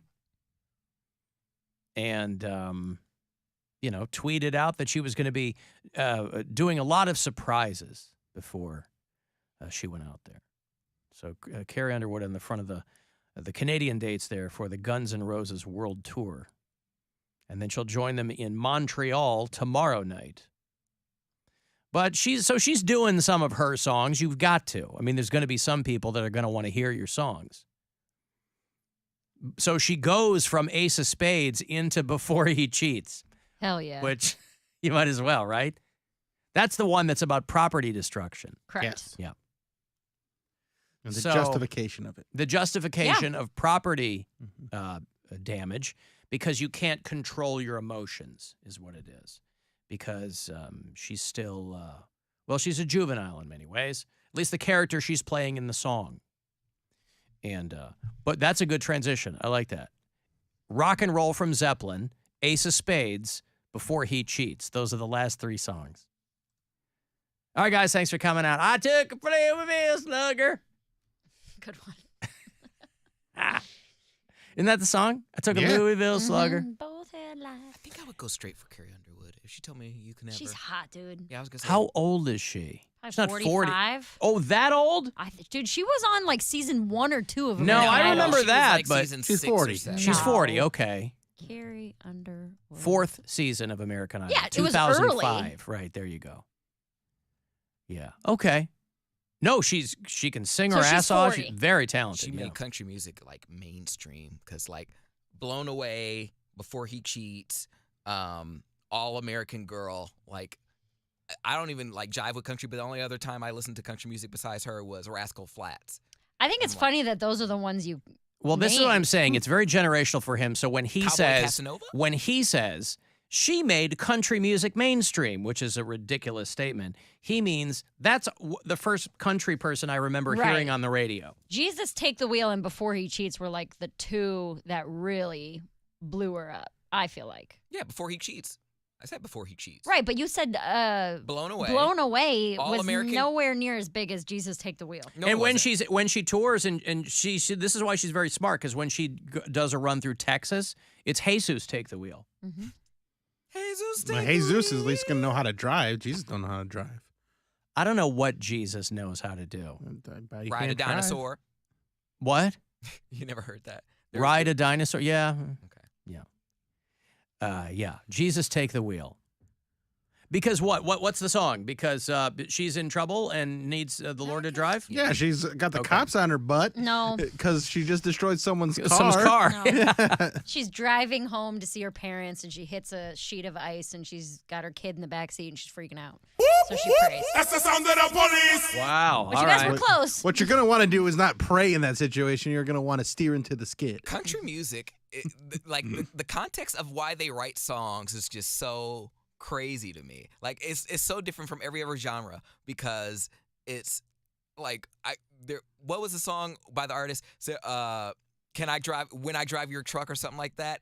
It's about his friend dying from cancer. I thought it was his brother or something, Or something like like that. that, yeah. But I'm like, only a country artist could I pull drive off. your truck. Like I know. 86 cents in the dash. Or on the ashtray, yeah. Yeah, but you're not living in that world either. So You have to I mean, think about the that context of the resonates with a lot of people. I feel like country music does sad songs the best. I think Sad- Elton John does sad songs. Miranda Lambert, The House That Built Me, that's a real sad ass song. There's so many sad country songs. Like, sad country songs. Concrete Angel, that's about a little girl getting beaten to death by her parents. That, like, nobody reported the abuse and she ends up dying. Cool. That's a Martina McBride song. Cool. Yeah, dude. There's messed up. What's the John Michael Montgomery one? Guys, I think I have a hit. Oh, cool. What's it about? It's about a little girl who dies from cancer. No, I'm telling you. From getting beat by her parents. Yeah, dude. There's a John Michael. Don't Take the Girl. That's one about, like, this guy, he has a girl in his life and he doesn't want his dad to take her fishing, and then they get robbed at a movie theater later in life. So he tells the robber, he's like, don't take the girl, take all my stuff. And then in the third act, she's dying while giving birth to their child, and he's like praying to Jesus, don't take the girl. What type of context? Like, who knows this just by listening to the song? Like, it's all in the lyrics. Because they're straight ahead. There's they no tell you subtext. exactly what's going on. Yeah. Jesus. There's one more. It's about a little girl whose parents are, one's an addict and one's a drunk. Well, it's all very intertwined with religion, though, too. So it's like the Lord will help, and this pain is temporary. I'm pretending like I know stupid country music, but I mean, I assume that's what it does. When I drive your truck. The other one There's a lot of sad metal music, though. I don't think that Make a there change, kill yourself. I mean, that's sad. Yeah, I want to watch the world burn. Come on. Those are all very sad. That's a sad thing. What's the matter with that? There's one, the other real sad one when you want to cry. It's called The Little Girl by John Michael Montgomery. And it's about this girl, her mom's an addict, her dad's drunk, and they get in a fight. They're always fighting. Seriously, they're always fighting. And then the one day, one pulls a gun on the other, kills them both. And she's hiding behind the couch. She gets taken into protective services. And then her new family takes her to church. And she points at a picture of Jesus. And she goes, I know that man. He was holding me the day my parents died. Oh, shut up. I swear to God. What a garbage It's song. called The Little Girl by John Michael Montgomery. Look up the lyrics. It is some This was of Jesus' the plan craziest for stuff. my parents to kill each other. And then I end up with this nice family. Yes. What a great plan. I was Jesus, taken way away to from go, abuse. And now I have a nice family that takes me to church. But I've known Jesus the whole time. He held me behind the couch the night my parents died. That's a literal Jesus, lyric. get your hands off the kids. Literal lyric. Creep. I'm just saying, country does sad. They just do a lot, but fully. it doesn't. Yeah, I don't listen to music to cry though, so that none of this stuff applies to me. There's not a song that makes me go, "Oh, I'm so sad right now." Like the only moment I've ever had where I was hearing a song and actually shed tears was at that concert that I went to, Flaming Lips, a couple months ago, because it was just making me happy thinking of my kids. But like the sad music stuff. But And you the same with also the emo stuff. you don't enjoy music the same way I also- almost anyone else enjoys I don't like to music. listen to the lyrics. I don't care what they're saying. I don't want to hear what you're saying. That's a crazy take on music. No, I'm not a huge lyric guy either. That's insane. Well, just because I'm a drummer. I'm mostly listening to the other I music. want to hear like, a melody. I I want a fun hook. Lyrics are but cool. I don't need care to- what the song's about. I'm glad they slaved over getting their thoughts out. And I just think of a country festival where there's a bunch of people and the guy does like the parents' dead cancer song, and then the other guy people are sobbing. And then the other guy comes out and he's like, butterfly kisses. Something that's like so paper thin, it's like a smoke ring, you know? Or Summerland comes out singing Stuck Like Glue.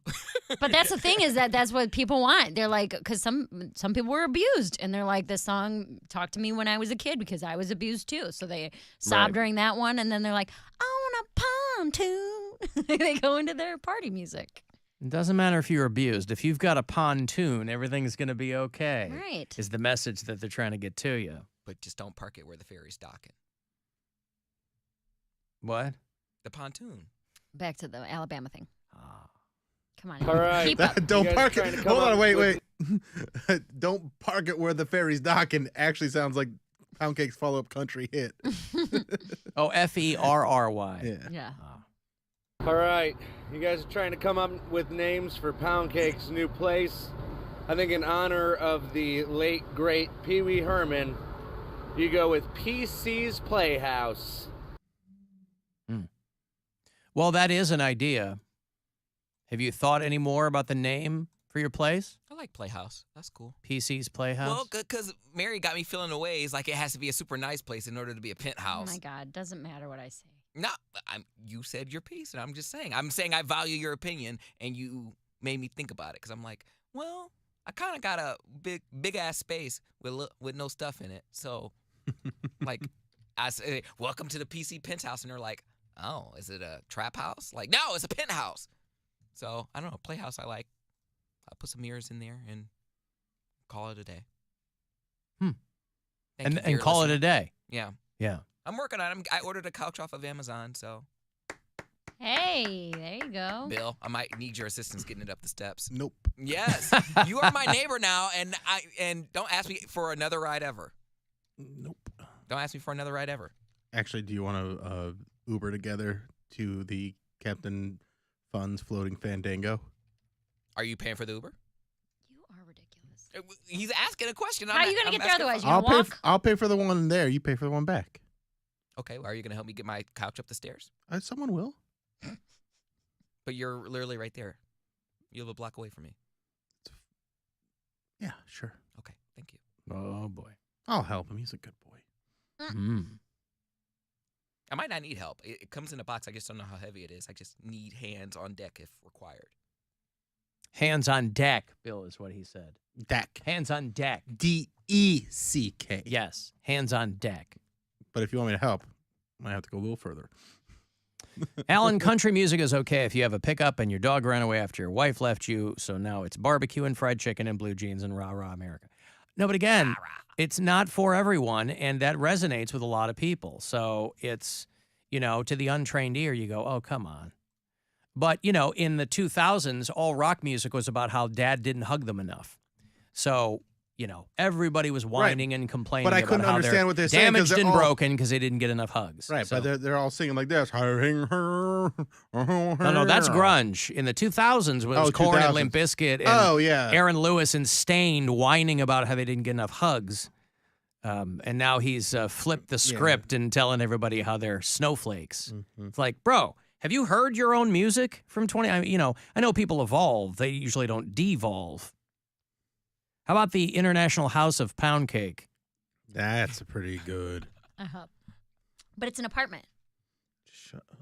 Well, a playhouse and a penthouse is also has house in it. Mary, IAP doesn't sound as good as IHOP. IHOP. Yeah, IHOP. Right. Okay, I've got to take a break here. Will I have something for you? Oh, yeah, Disturbed is coming to do Blossom in a few weeks. If you want to check them out, it's their first big tour in quite some time. So we'll get you a couple of tickets for that. And when they have a big grand prize for you, too, at WMMS.com that I'll tell you about. But August 27th is going to be Disturbed and whoever's coming with them. So we'll do those tickets coming back. 35192 if you want to text. It's the Alan Cox Show. Everywhere on our free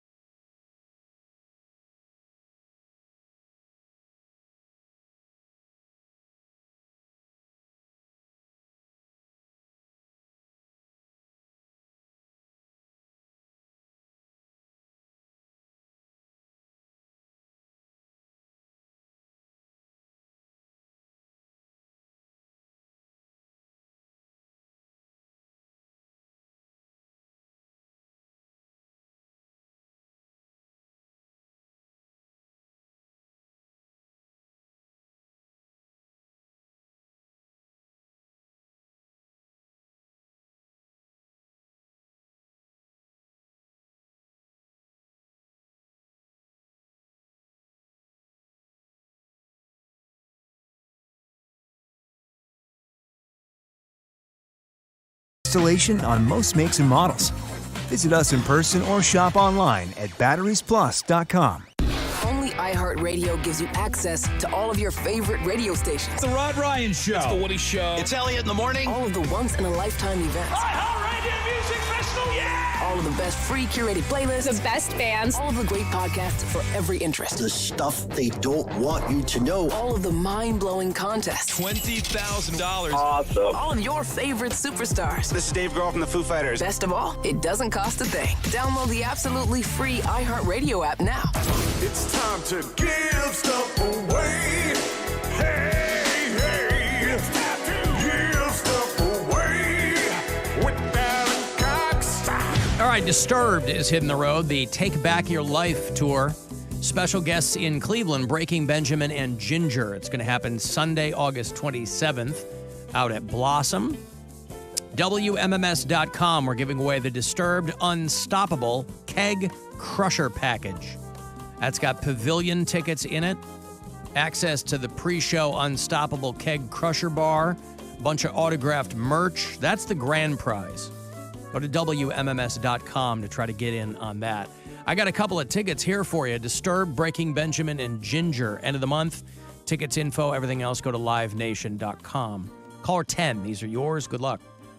216-578-1007 or 800-348-1007. One of life's most pressing questions. What do I like about Alan Cox? Finally answered. All right, I don't like much about you. The Alan Cox Show. On 100.7 WMMS.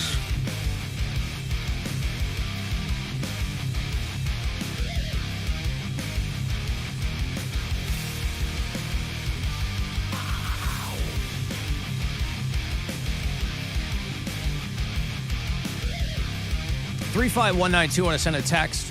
Guardians are supposed to start up tonight, first of 4, here at home against the Toronto Blue Jays after losing 2 out of 3 there against the White Sox here at home. Although the Battle of Fisticuffs, of course, was won by one Jose Ramirez. But he'll be out for a bit, so hang on to that enjoyment of that fight.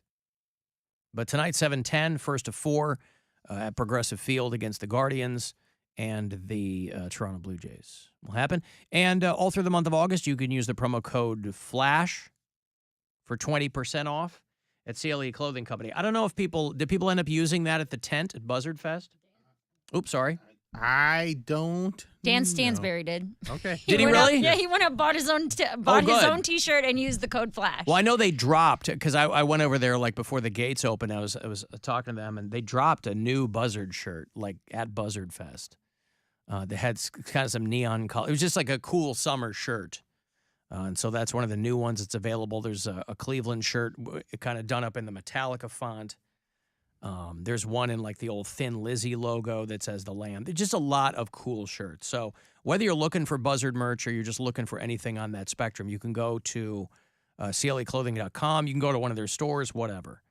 But Flash is the word that'll get you 20% off all the month of August. One of our customers yesterday hit me up, asked me what the promo code was, and I told her, and she's like, "Oh, I wish you guys were here. I would actually flash you guys." At the studio. And then she sent me a picture of her and her friend, her with her boobs pressed against the window and her friend with her butt pressed against the window, but it's a side profile so you can't see anything.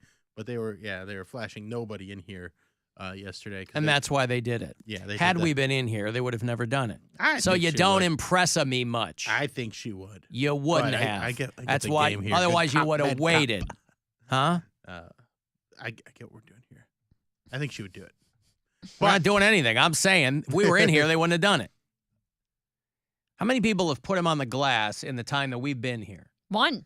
Yeah. I think just me and that you was, saw it. That was in the bra. That's right. No, she had her boobies out. Me and you saw it, and Bill was all pissy about it. I don't remember that. But. No, I definitely saw it. You said they're real cute little They were ones. cute, Yeah. little perky little baby ones. Oh, yeah. Yeah. I thought, no, the lady that came up with the floppers and kept them in the bra and pushed them up I wasn't there. here that day. Okay, well, she crossed the street. That must have just been me and Bill here. But anyway, No, if those two girls hit you up, no way they would have done that if we had all been in here. Well, the reason they did it is because no one was in here. Prove Alan wrong. Which also means, that's right, the gauntlet has been dropped. Yeah. Did somebody fart?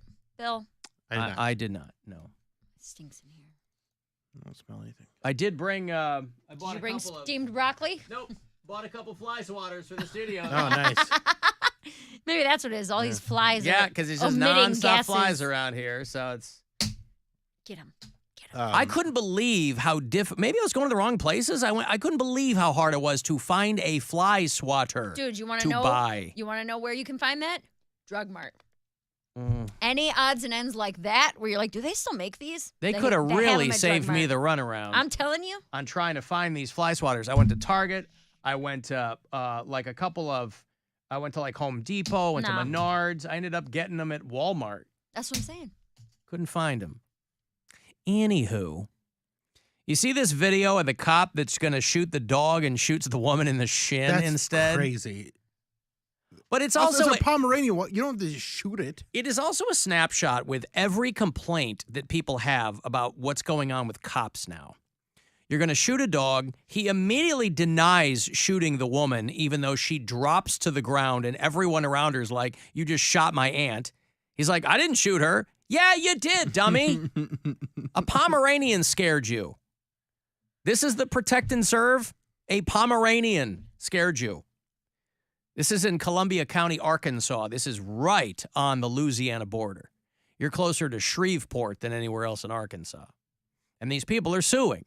They're suing the deputy, the sheriff's officer, after he shot at the dog, which is a small dog. It's not a Great Dane. It's not a rot. You're probably straining at the chain to get to the guy. Probably just going to hit fur anyway. They're all fur. It's a woman on her porch. So the info all comes from the body cam. And one of the local affiliates was showing it. And so the woman and her family are suing because they get up on her and they... You find this here. Hey. That's close, buddy. Yeah. I mean, it doesn't sound like the Pomeranian's the only dog there. I was going to say, that doesn't sound like a Pomeranian. There's the Pomeranian. But that's what he was shooting at, was the Pomeranian. And trying to get him to come out. He's like, hey, come on out, and let's have a conversation about what... Get your dog, I'll kill it. Better get your house. Get back. You better get back. I'll kill it. All right, so he's like, get that. First of all, the dog that's on the porch here is not a Pomeranian, but he's, I don't know, Pomeranian, a couple of other different dogs there. But the guy's like, get your dog in the house or I'm going to shoot it. So the woman comes out and she's kind of struggling to get the dog back in, and he just fires him out. Get back. I shot who? I shot who? I shot who? I shot who? This is what I'm talking about. This is not the fog of war. This guy couldn't be farther away. There's a cop, there's sheriff's deputy or whatever at the door where the family is. This other guy could not be farther away from the porch. I shot who? No way. I didn't shoot her. Yes, you did. This is who you call. This is who you call, Tina. I wouldn't be surprised she had a heart attack. Oh, my God. Call it. He shot my head. I didn't shoot her. I shot the dog. Let me see what happened. Jimmy. He shot Where? Anyway, guy's a real good shot. Oh, my God. Was going for the dog, shoots a lady in the shin, and they're suing. I shot who? That's horrifying. It is, but also I shot who is hilarious. I didn't shoot her. Yes, you did. That's why I'm on the ground, dummy. There was one shot fired by you. It hit one person, her. I think he's probably in shock, and he was like, "Oh, I shot Then he who?" shouldn't be a cop. If you're easily shocked, go be something If you else. He's not even on the porch, and he's shooting. This is at a Pomeranian. Kick it. Or any dog, but like you're not in immediate danger if they're on the porch and you're on the other side of the driveway. Yeah, This guy sucks at being a cop. Yeah, I'm not gonna make excuses for that because that is insane. It's not like he jumped up on you or he was trying to kill you or took a bite out of you or something. But She was trying to Now, mind wrangle you, these are the only circumstances where white people get mad at the cops. They shoot their dog. No, they get Or when shot, they shoot or they themselves, shoot their yeah. dog. He missed. He didn't hit the dog. He instead shot my client, said their attorney. That's so sad. With his deputy standing about 8 inches from my client. So the guy could have accidentally shot his partner. Right. He said it's fool's luck that my client isn't dead, another deputy isn't dead, or someone in the house isn't dead. So the family. He came to the property on 10. Like, I'm a kill. Like, that's not, even if that was your intent, you shouldn't say that. Like, hey, you better get this dog, I'm going to kill it. Like, what? What type of, like, not that they have to have bedside manner, but be polite or something. Like, oh, you better get this dog, I'm going to kill it. You're not supposed to say stuff like that. Or are they allowed to say stuff like that? Well, you're allowed to say whatever. I mean, as a cop, you're trying to be like a member of the community. You're trying to get a lot of that goes out the window. I mean, these guys some people are terrified of dogs, and I get it. Like if you hear a big dog or something, but I mean, But again, people probably get not the line of work for you. right. People get tased all the time. There's got to be some kind of non-lethal thing if you're trying to get an animal out of the situation. You know, they didn't go there. It's not animal control's not there. They didn't go there to take care of a dog. They went there for something else, and these people have a couple of dogs. And he's like, better get that dog. Better get the dog or I'm going to kill it. Oh, my God. Because all the cops got to say, if he did, let's say he did kill the dog, right? They'd obviously be very, very distraught, but she wouldn't have a bullet in her shin. So, but they would have killed her dog. Let's say that's what happened, right? Cops are like, hey, I feared for my life. There's a lot of fearing for the life out there when you're 8 feet from the porch and there's a Pomeranian on the other side of the door. So, you know, and they're always like, well, this officer needs additional training. Oh, you mean more than the 48 hours of gun training he got to become a cop in Columbiana County, Arkansas? Yeah, it's a wild video because she just drops to the porch. That's gotta hurt, man. That's gotta hurt so In bad. the shin? Ugh. Yeah. Like just bumping your Just shin on a coffee table. or Shatter something. your bone? Oh, Yeah. goodness. Anywho, because then, you know, you got to sue. Oh, yeah. These people are in like a shotgun shack there. You know, it's not like they've got. She's going to have PTSD. Like, she literally. Post-traumatic shin disorder? Yeah. See what I did, Bill? Very good. But still, like, the police officer come up to the door. I'm going to shoot your damn dog. Like, you're not about to shoot my dog. He ain't even do nothing. He's being a dog. Is barking. What it's supposed to do when someone comes up to the door in a uniform barking orders at me? Well, but again, this is not an unprecedented thing, right? I don't even know if it rises to the level of unusual. Anything involving a dog or an animal or something that gets off the leash, they always just start pumping rounds into it. And maybe that's their prerogative. I don't know. I don't know what the protocol is on that. But it wasn't outside when he got there. It wasn't like it was running around loose. It was in the house. He knocked on the door. He didn't even give them. He immediately said, put the dog in there before I shoot it. It wasn't, get your dog, put it on a leash. Like, I want to talk to you for a second. It was, I'm going to shoot this dog. It's at the door. It didn't run outside or get loose. Yeah, it's just wild. Saw a lot of people dunking on the women's U.S. soccer team for losing. They lost to Sweden. It's a big shocker because those girls are pretty good, but the game went to penalty kicks. They didn't score any goals in regulation play, so it went to penalty kicks, and each team had 2 misses.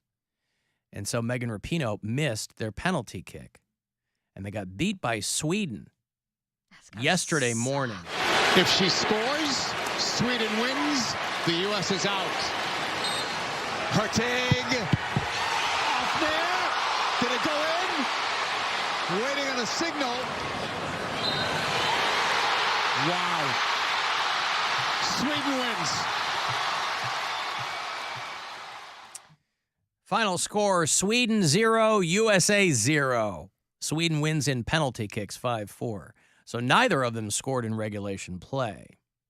And what you saw were a lot of like conservative talking heads dunking on the women's team because these are the girls who had the temerity to not put their hand over their heart during the national anthem because they wanted to call attention to some things in these United States that they would like to see changed in the ways of maybe taking care of some of our less fortunate members of society in a way that they didn't. And so, of course, everybody was dunking, I'm glad they lost. You know, all that, it's funny how all that patriotism goes out the window. Right. When Well, it's it's somebody women. you don't like, or women, or women. Yeah. Usually the same. I'm glad they lost. They hate America. Yeah, that's what they were saying. One of the girls kicked, her penalty kick missed because she hit it into the goalpost. So, boy, that is a nail biter, though. You know what I mean? Like, if neither team has scored, and Sweden beats you by one penalty kick. So, the USA women's team is over for, although I did kind of laugh. One guy tweeted, so they are equal to the men's team.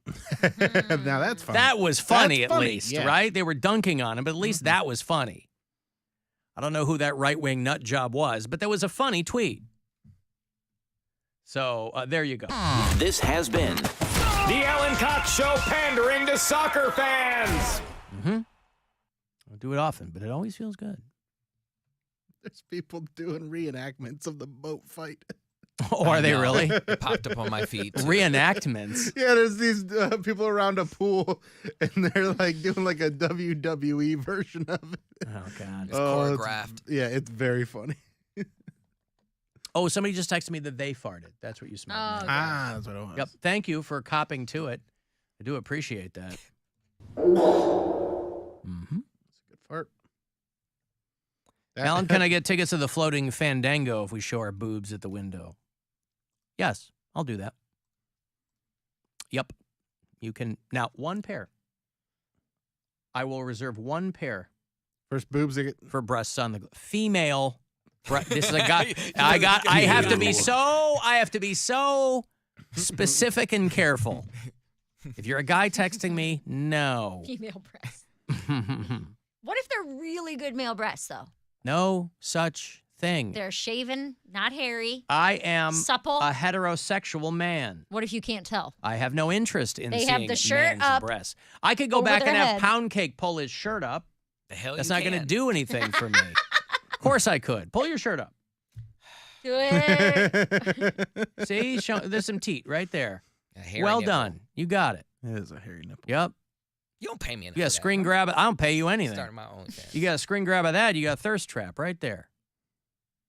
You got some revenge porn. I'll put it on. No, you can't revenge porn me because I'll just put it on my grinder. There you I'll go. make it work All for right, me. so first female boobs on the glass. Get a pair of tickets to the floating Fandango. Just pulls his nipples out. I'm sorry. I'm watching on YouTube because I don't have the same screen that you guys have. So I just saw Cody like reluctantly pull a nipple He got out. one nipple. You're not getting both. What you But he think did this it like, is? God, I guess. He did it begrudgingly. Someone's got to be the man candy of this show. It's a tough job, but damn it, I work for it. I guess that's not me or you, Bill. I No. guess Oh, that's Pound right. Cake That's is Pound the Cake. man candy of the show. Right. Well, he is candy to other men, right? Yeah, it's quite literal. Yep. Yep. Ice cream for freaks. Well, yeah, enjoy that. Alan, I'm sure you know the old saying, cops are like a box of chocolates. They'll kill your dog. Or try and shoot you. There is that. I mean, yeah, because if your neighbor came and shot your dog, you couldn't do anything, right? I mean, you'd get in trouble if you were like, this dog won't stop barking. I feared for my life. I mean, that happens all the time, and people get in trouble for killing a dog or shooting a dog or, I don't know. There's a lot going on there. Hey, Alan. Mhm. Just wanted to let you know. That's always my favorite. When It's people- so good. I love it. Hey, Alan. I just wanted to let you know I have found someone in Cleveland that has an old-style rotary phone, and the only number I knew by heart was your regular show number, so you should really repeat your after-hours number more because I couldn't remember it. Anyways, this is M. Just checking in. Bye. Because she couldn't remember that she called on the after hours line. I don't understand that She's call. got it mixed up then. But she called the after hours line and she goes, I couldn't remember the number. That's the one you called. You didn't. She knew she wasn't calling me here. She was calling the after hours line. But okay, wait. If she no, I guess it would ring through to whoever's on. That's right. Yeah. Or just ring and ring. She specifically called the after hours line, so you got to give us that number more because I can't remember it. Okay, here it is. So you remember next time you call 216-986-8903. And if you're ever looking for that number, it's in the description of every single YouTube video that we posted for about 2 years. Yep. And it's on the website in the description of every episode. So it's very accessible. Available to you. Are you a pansy, Alan? Oh, boy. Alan. Mm-hmm. Yep. I love that. Hey, Alan. Right. Son of a bitch. Mm-hmm. Well, that's the number. I've got to take a break here. I will have those Bullet for My Valentine tickets for you a little bit later on if you dig those guys. They're pretty good. They're coming back through with a couple other bands in tow. They're going to play mid-October at the Agora, so we'll do those shortly. 35192 on a text for anything, and you can listen wherever on the iHeartRadio app.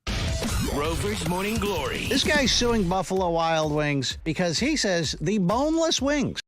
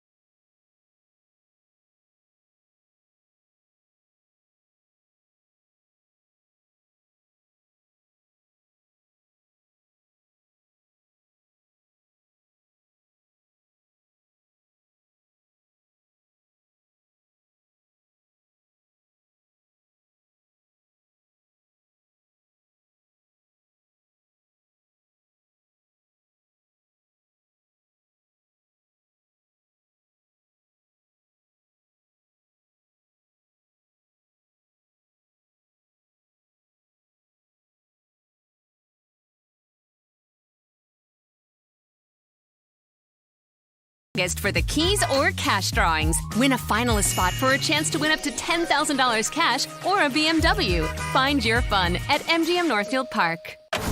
This is The Buzzard. From the Barrio Tacos Tequila and Whiskey Studios. The Buzzard. The home of the Buzzard. This is 100.7 WMMS. Cleveland. Call the Alan Cox Show. Before making a joke, say, uh-oh, here comes a little whoopsie from my giggle hole. 216-578-1007 or 1-800-348-1007.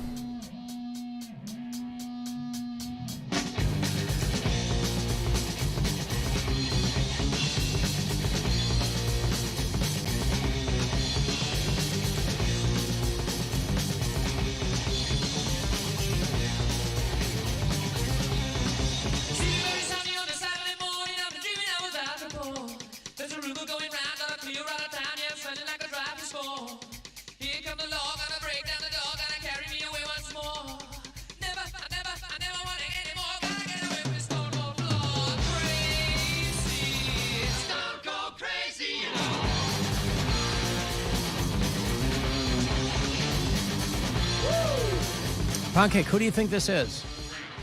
Played it before. Any ideas? AC/DC. Stone Cold Crazy is the song. It's been covered a bunch of times. Probably most effectively by Metallica. About 25 years ago. But this is the original.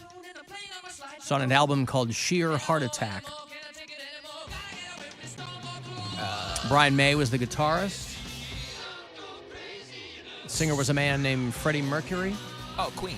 There you go. Queen, Stone Cold Crazy. You saved me because I was going to say Stone Temple Pilots. I was just going to throw Because I said the song was called Stone Cold Crazy, you Yep. thought it's Stone Temple Pilots. Pilots. Right.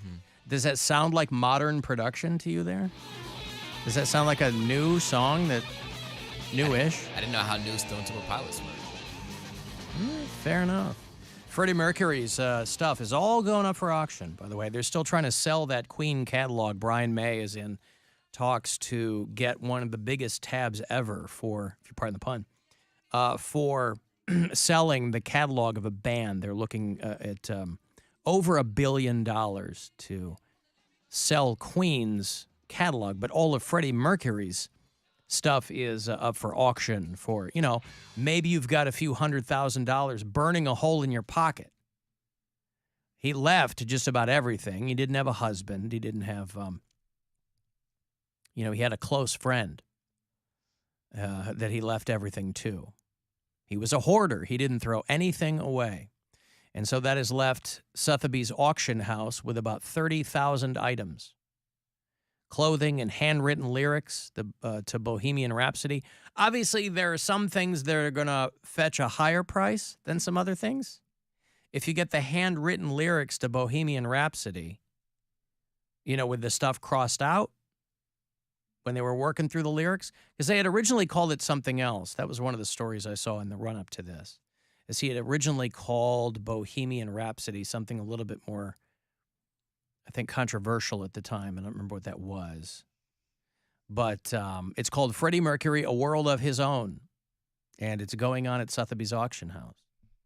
And you might say to yourself, Alan, I can't make it to London for at least 48 hours. Well, you could just bid online. So his baby grand piano, obviously that's a big ticket item. But clothing and furniture, you figure even if you've got a little bit to spend, if you're an aficionado of rock and roll memorabilia, you might go, hey, I spent $300 on, I don't know, Freddie Mercury's jockstrap that he wore on stage to keep it all tight. His what? I would only buy it if it had some stench to it. How do I know? How do I know the authenticality of You want the certificate of authenticity, and for you that comes... If it's a jockstrap, you want to find some DNA on it. Yeah, it's got to have some. I'm not gonna say some skid marks, but it has to have something. Well, I don't know if you're gonna have skid marks in a jockstrap. You'd have to be wearing it completely Very wrong. Yeah. But Wrong. nevertheless, listen, it's your jockstrap. You can wear it however you like. Personal Polaroids up for grabs. hip flasks. I don't know if they mean cool flasks or ones that he wore on his hip. They're a little unclear about that. And a travel Scrabble board that he would take on tour. He's been dead for 30 years. He died at 45, one day after confirming publicly that he had AIDS. For a long, long time, he was like, no. Everybody knew. It was a different time. That was like in the heat of everybody kind of freaking out over AIDS still. But he was noticeably thinner in the days before he died. And so it kind of got to the point where it was really silly for him to be like, I feel fine.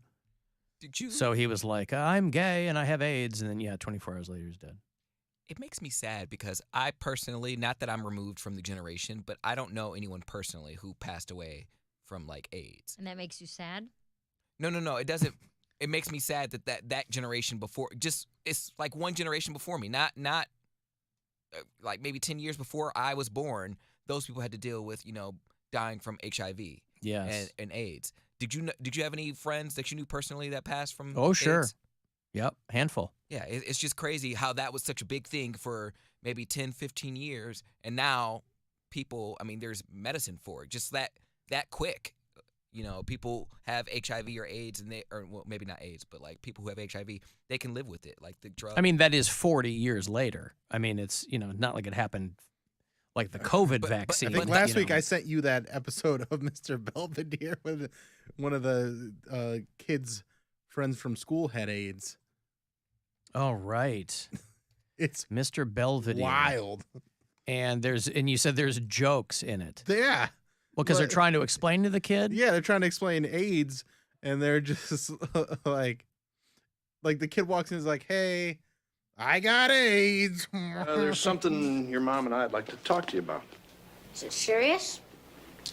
I'm afraid so, honey. This must have been a very special Mr. Belvedere. Yeah. Really? Serious? Yeah, pal. But I wasn't the one who wanted to play doctor. It was Holly Huffingle's idea. What are you talking about? Nothing. What are you talking about? About your friend Danny.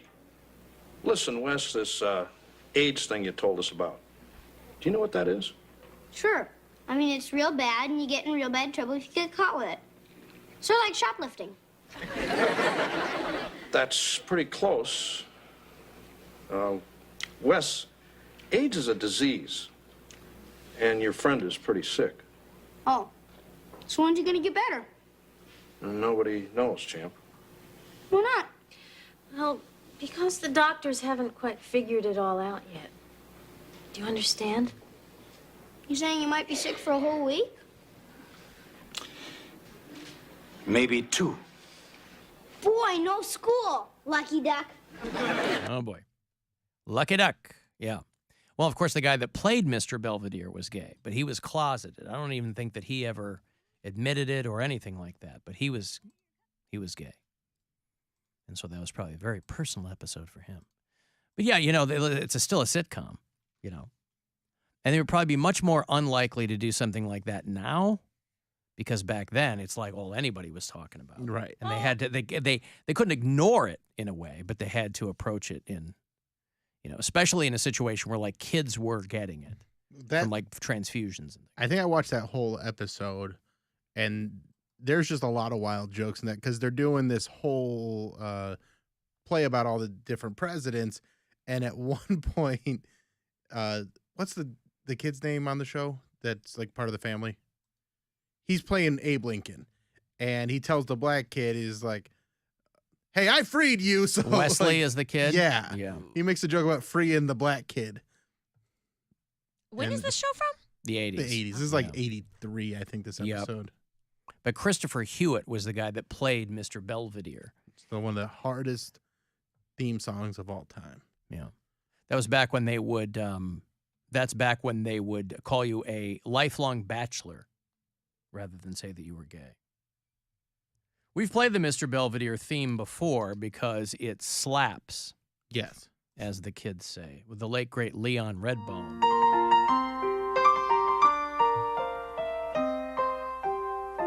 Streaks on the china never mattered before. Who cared when you drop kicked your jacket as you came through the door?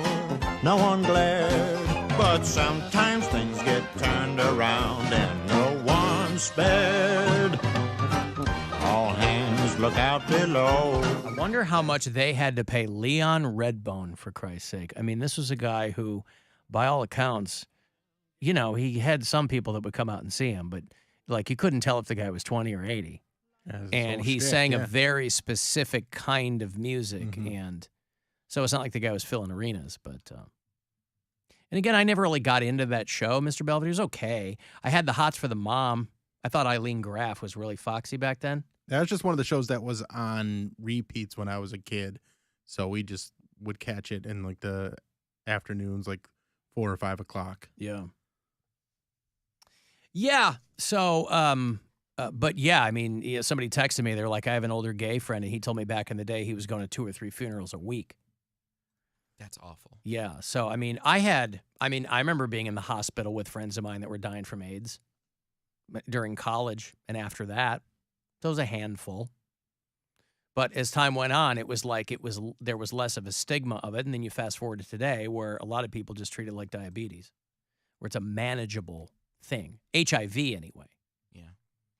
But, you know, you kids in your prep, living in a gilded age. William Friedkin died. Anybody know who William Friedkin is? No. The director of one of my favorite films of all time. Exorcist? The or Exorcist. French Connection. I just watched To Live and Die in L.A. a couple of weeks ago. Got to watch that on YouTube. That's not even streaming anywhere. It's early Willem Dafoe.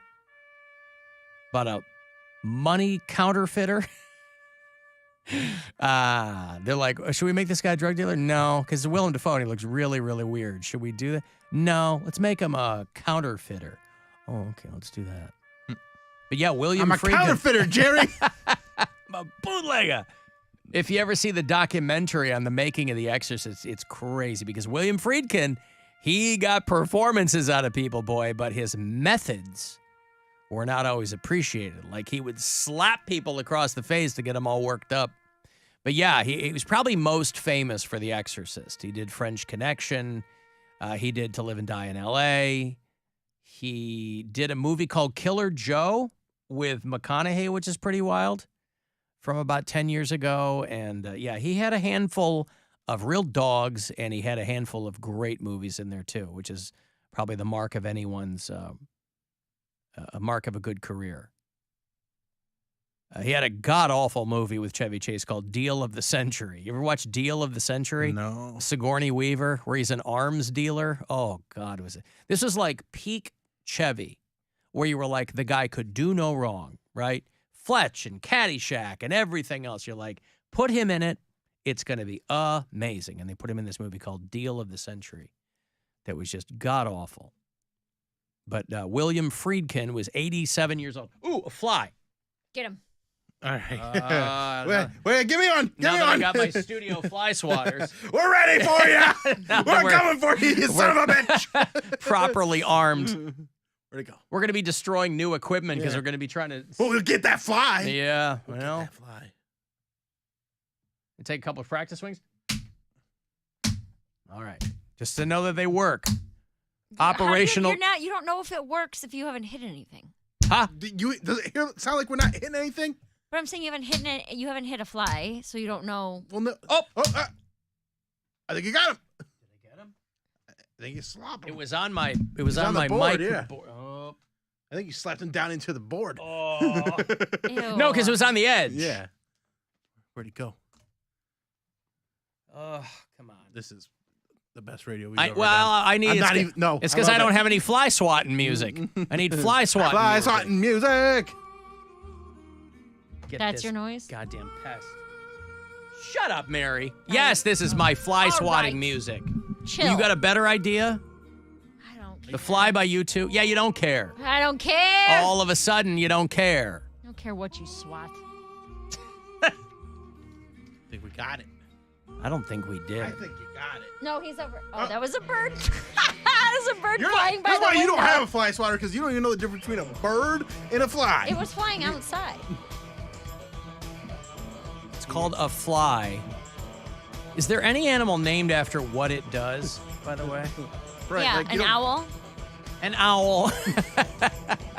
Look at that thing owling all over the place. You don't call a cow a moo. Yeah, you do. Right. You call it a moo cow. Look, a cow in there. Come on. Come on. Come on. But it's not, I don't have it in the mesh of my fly swatter. That's the kind of fly swatters they are. Yeah, okay. Maybe I did, but I couldn't. All right, well. We'll be maybe ready. he'll learn. Yep, We're maybe on he'll guard. learn. There you go. You're not Maybe I getting away did from get us. him. I think you did. Trifle with me, you ornery mange baron coyote. It might have been whacked into this. Crevice. All these cables. Oh. No, I lost my camera. Not my camera, but my. Dude, you guys are train wrecks. Hey, I didn't invite flies into my workspace, all right? Why? What, I just have to take Who it? did? I have to be subjected to insects in my workspace Listen, here? bro, I don't know what my you got holiest going of on. holies. This An is my outsect now. This is my sanctuary. I have to put up with insects constantly. Listen, dude. I say no. I say nay is what I say. No, I don't want to put up with flies. Why do you think I bought swatters at great personal expense? What, $1 a piece? Not even. 2 for $1. Not even. And don't think for a second that I won't exact some kind of retribution. You know, whatever. And by the Finish the way, sentence. I'm doing people a favor by getting rid of these flies. It's Yeah, a war of right? attrition. So yeah, if nobody else is stepping up to do it, I'll do it. They got these things. Oh, plug them into the wall. No, they won't. You see any fewer flies around here? You don't. Because nobody's walking around with a swatter. Well, leave it to AC. I'll take care of it.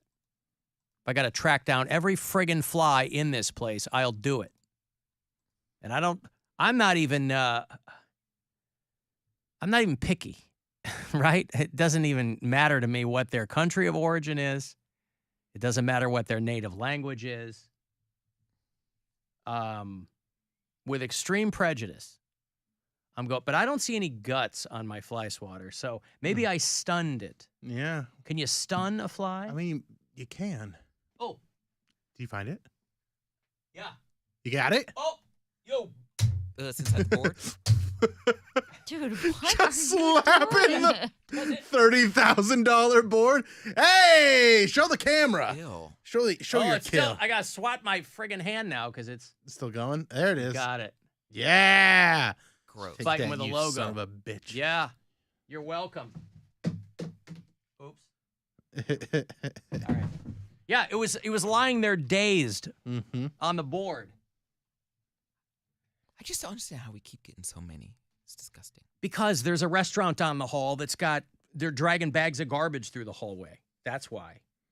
And so when anybody opens the employee door across the hall from them to come in here in the back, God knows what's coming in. Someone said the flies were attracted to my denied fart, but I did not deny a fart. I claim my farts. I'm a fart claimer. That was a listener who farted, and Mary smelt it. Also, do flies like fire? I thought they like physical poop. Well, they're crapping every 5 seconds. Like, I don't need that in my... Come on, man. Mm-hmm. Listen, Alan. What? Sometimes you got to deal with poop, okay? Yeah, my own. Everyone. My child's. Everyone. No, not insects. I'm sorry. All poop. All poop matters? Yes. Dude, my Brian's daughter's 7. We're at that night swim over the weekend, and she comes up to me and she's like, "I gotta go to the bathroom." I was like, "Okay, go. You know where it is. You're 7. Go ahead." She's in there forever, and I'm like, "Something's wrong." I go in there. I was like, "Blake, you all right?" And she's in there, and she comes out, and she has like this determined look on her face. I go, "What's up?" And she goes, "I had diarrhea, but not in the pool." I was like, oh, okay. That's really good. I know. Thank you for that. I know. I was like, The is pool that? would have closed today. Like, it'd be gone. I was like, okay, that's a good thing. She goes, yeah, that's a good thing. And then just like ran right back out. I was like, all right, ready to go. I just thought that was one of the funniest things in the world to hear. Where it's like, okay, yeah, great. That's how you should do it, you know? Alan, get a bug-killing salt gun. This isn't all. Those are cool. This is a place of business. This is a studio with very sensitive equipment in it. That's great for your garden or your lawn. I'm not going to shoot salt all over the place. And use your head. we got the job done with the fly swatters. Yes. We've had 2 You're flies welcome. in here. One I caught with my bare hands. It's on video. And then another one Alan got with the fly swatter. So Yeah. we're doing just fine. My Need your salt gun. my return. We don't need on, an assault rifle. My return on investment here is right. The SWAT theme song, the TV show. That's right. You know when they called the SWAT teams out at Put-in-Bay? Put me on the case, Put-in-Bay. It's a different kind of SWAT team, but I'll come out and I'll do it. Busting all these flies in from Detroit. That's right. Causing problems. I will get out there. I won't even need my own golf cart. I'll convey myself around the island. Thank you. No, Dave, we're not going to call my farts bug bombs now. Hey, Bill. Hey, Al. What's going on? Hate the show. Thank you. Not much. I hate flies as much as you do. Yeah.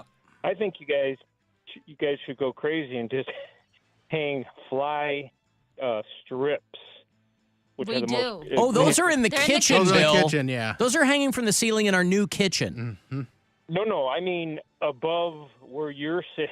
No, above I'm- where you're sitting at, where Bill is. Not now that I Hey, have a it's a- swatter. Nope. It's a war out there, Al, and these flies, man. I'm I telling know. you. Show no mercy. I understand. Thank you, Bill. That's right. I'll swat them myself when I see them. Okay, good. Well, I feel a real sense of accomplishment. Do ya? Mary, Don't swat me. you have done nothing Yeah. to mitigate. I was told that was my the- job. I'm sorry? That's what Bill said. I don't get a fly swatter.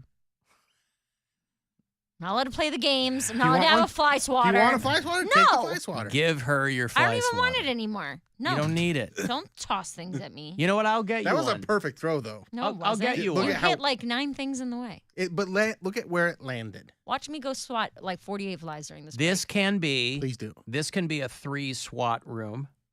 I have no problem with that. Take it back, Billy. She can't be trusted with her swatter. I've got. It makes the noises itself. Yeah. I It got. doesn't shoot things. Take a break. Why are you here. doing laser sounds? She's never swatted a fly in her life. Swat that smirk right off She's your just face. Come lying here. around, having other people swat for her.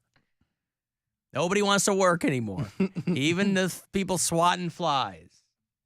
I'll have those Bullet from a Valentine tickets. Want to see them? They're coming in a couple of weeks, as a matter of fact. Bullet from a Valentine with Of Mice and Men and Vended. They're going to play October 18th at the Agora, all 3 of them. So that's coming up. 35192 if you want to text. And at 5:30, listen for that keyword. We're giving away trips to Vegas so you can get to that iHeartRadio Music Festival next month. This is the Alan Cox Show. Everywhere on our free iHeartRadio.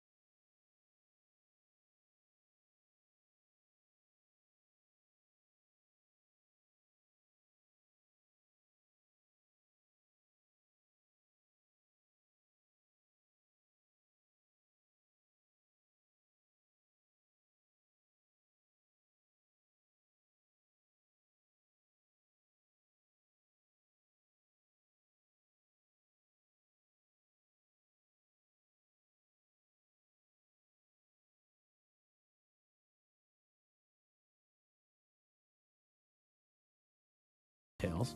A couple of tickets here for you. Caller 10 for Bullet for My Valentine and Company. 216-578-1007 or 800-348-1007. Let's not pretend any of this makes sense. I don't understand any of this. It's the Alan Cox Show On the Buzzard. WMMS.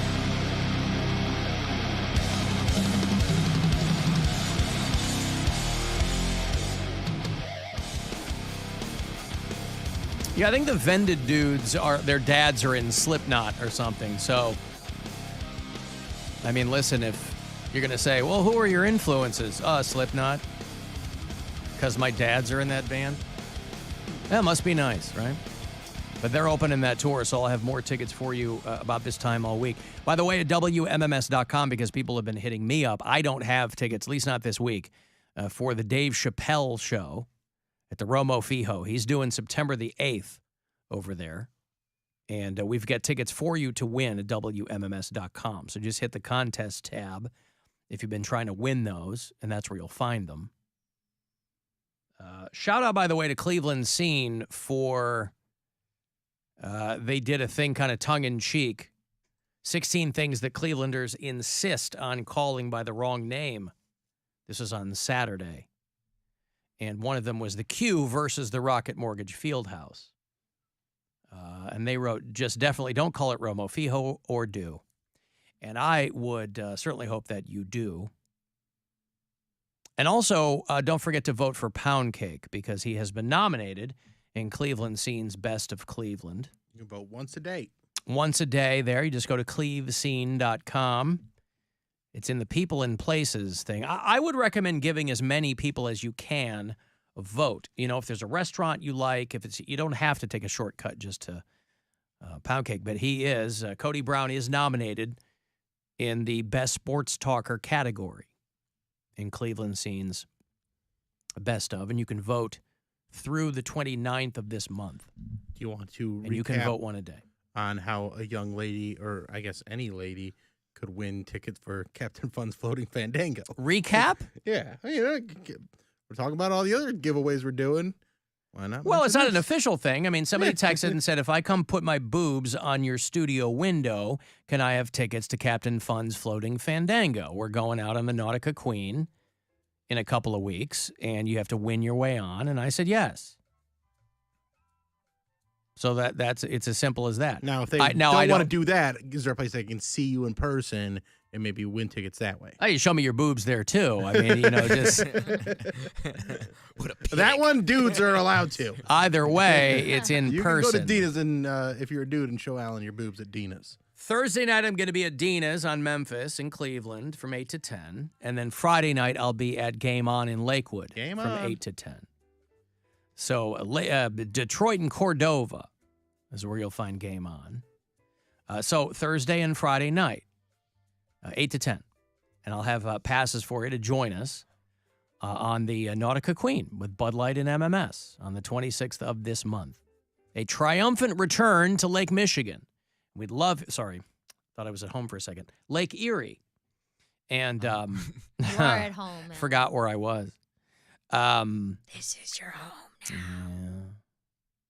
now. A triumphant return to Lake Erie on Saturday the 26th. And so we'd love to have you along, but you do have to win your way on. So just as a courtesy response to that person, that's what's going on there. The ironic story of the week that I saw was that the company that owns Zoom is telling all their employees to return to the office for work. Why do they even have an office? Shouldn't they have like a virtual office with a No, virtual I think what all this return to work thing is it's these, I don't think these companies really care, but they've got money invested in real estate, and they're like, why are we spending this money on these 10-year leases if there's nobody here? And then you get the local Chamber of Commerce complaining that there's nobody downtown anymore and they have restaurants going out of business. And I mean, all real concerns, but I don't think any of these companies really care if people are in the office. I think it has to do with all kinds of other secondary and tertiary things that have nothing to do with the actual business. Because it would be ridiculous for Zoom to ask their employee, you guys have to be in the office, really. for us to make this work. You know what we do, right? You know the work that we do? Are you Yeah. sure? They're asking all employees within 50 miles of one of their offices to go in at least 2 days a week. So it's a hybrid schedule. But again, if you're somebody, the big selling point with jobs in the tech industry was this is a job you can do anywhere. So this push to get people back in the office, I think, has got nothing to do with anything more than their real estate situation. You've got big real estate holdings in a lot of these cities, and they don't want them empty because it's not like anybody else is moving in. So, and it's not, people are like, cities are dead. Cities are not going away. They're going to change, but cities are not going away. That's a mental thing. People want to be in cities. There's cool stuff going on in cities. Name one thing. The Alan Cox Show, afternoons on WMMS. Yeah. Straight from downtown Cleveland, Ohio, and nowhere else.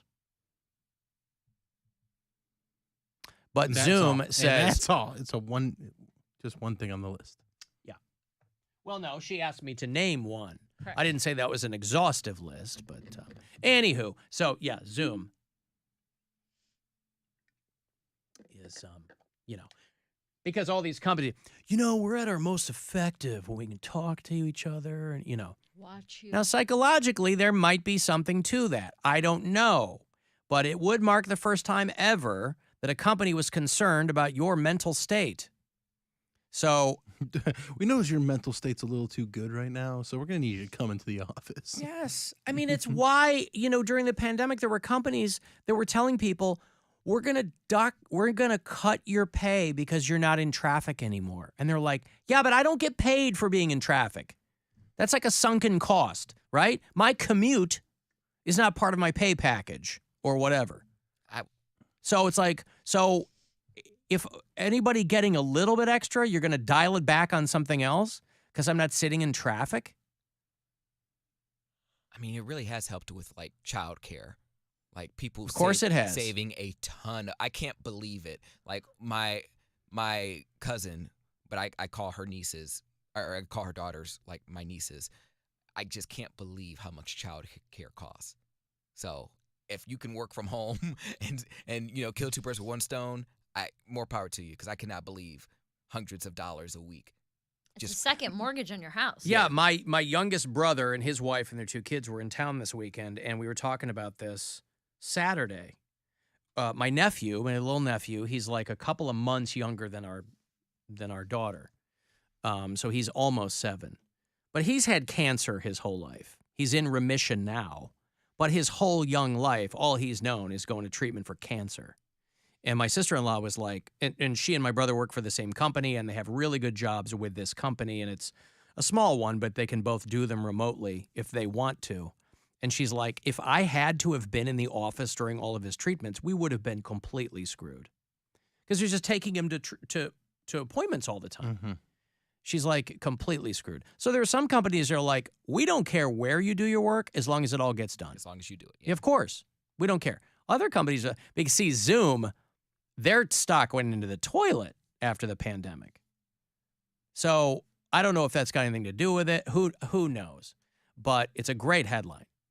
If nothing else, it's an awesome headline. Because a lot of these companies, tech companies specifically, when they blew up, even pre-pandemic, they kind of overstaffed and then overbought on office space. So you'd have all these, look at this gleaming new downtown LA high-rise we've got, because they were all living high in the hog. And then everything took a dump, and they're like, well, now we have all this real estate. This is why we're in downtown studios now, because this company was like, yeah, we don't need 30,000 square feet of radio stations like we had out in the sticks. And they're right, we don't. So for a lot of companies, they're like, we're going to decrease our footprint. So I don't know. Every company's doing it differently, but these tech companies specifically, they're like, we'd like you in the office. Really? Because I've had my laptop, in my living room for the past 3 years and everything's been fine. I've been doing my job. So it either amounts to managerial types who want to look over your shoulder, because what else do they have to do? But there's no reason to have people in there.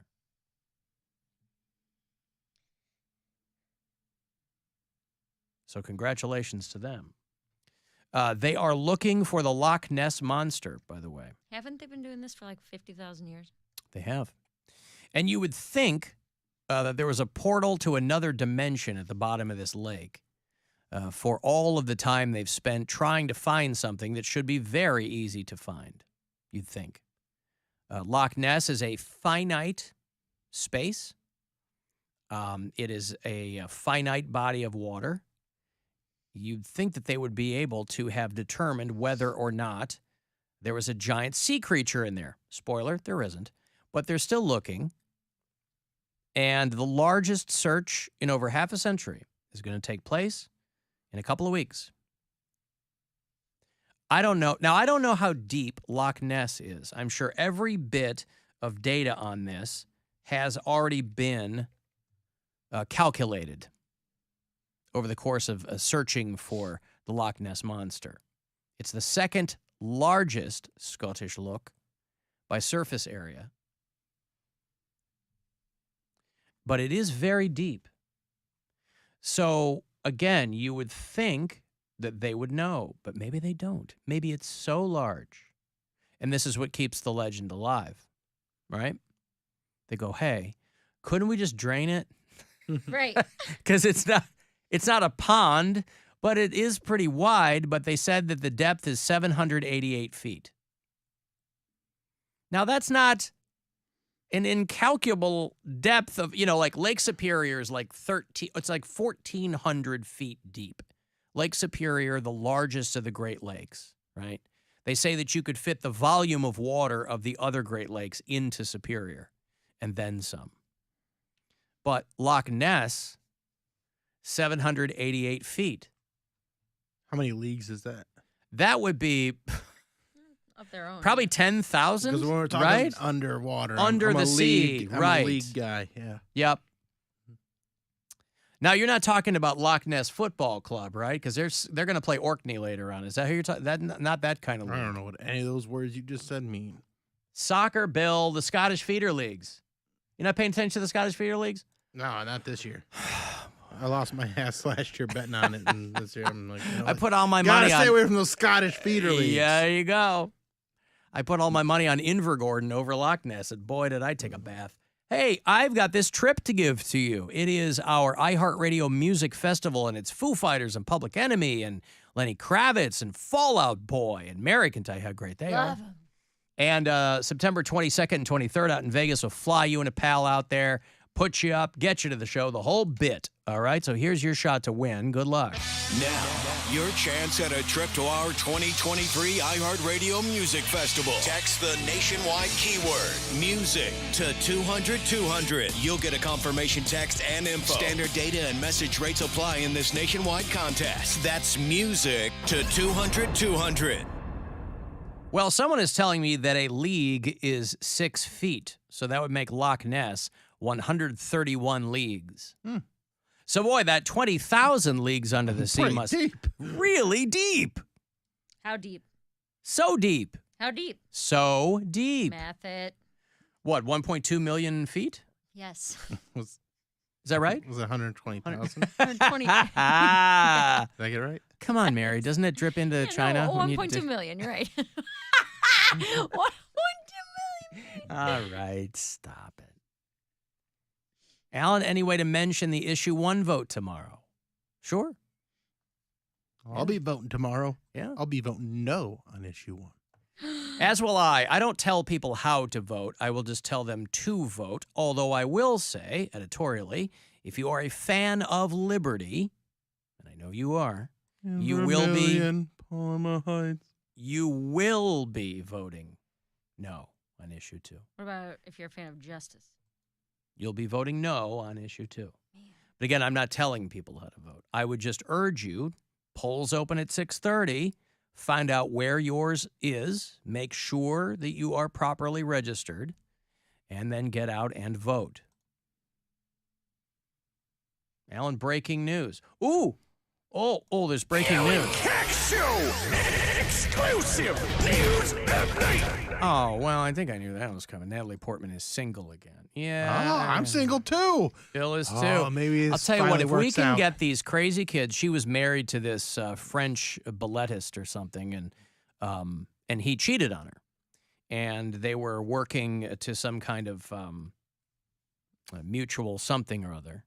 But she just couldn't get her head around it. And so they have separated after 11 years of marriage. All right. Is there no woman? There, I followed her on Instagram, and now I'm going to shoot my shot. I'm gonna Poundcake, go are you actually going to ask, sup. is there any woman so hot that no one cheats on her? I mean, because when you look at this guy, yeah, like he's a French dude, and I think he's like maybe a ballet instructor or something. And yes, she's Natalie Portman, and he's no great shakes to look at. But she saw something in him, and I think he was one of the choreographers when she did Black Swan. I think that's how they met.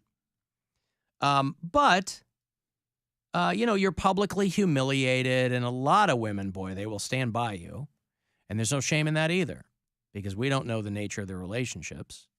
And I think these two have a couple of kids, because she said that she doesn't want her children to grow up in a broken home. So she wanted to try to make it work out with the two of them. But, Natalie Portman is hot, but I don't know anything about her. I don't know what living with her would be like, and I don't know that, But it does have to suck when even a beautiful actress goes, because he's 46, she's 42, they've been together for 11 years, and he allegedly cheated on, I don't even think it's allegedly, I think he copped to it, but the girl was 25. So even Natalie Portman goes, Jesus Christ, what does a hot, famous chick have to do to not lose out to some girl fresh out of her MBA?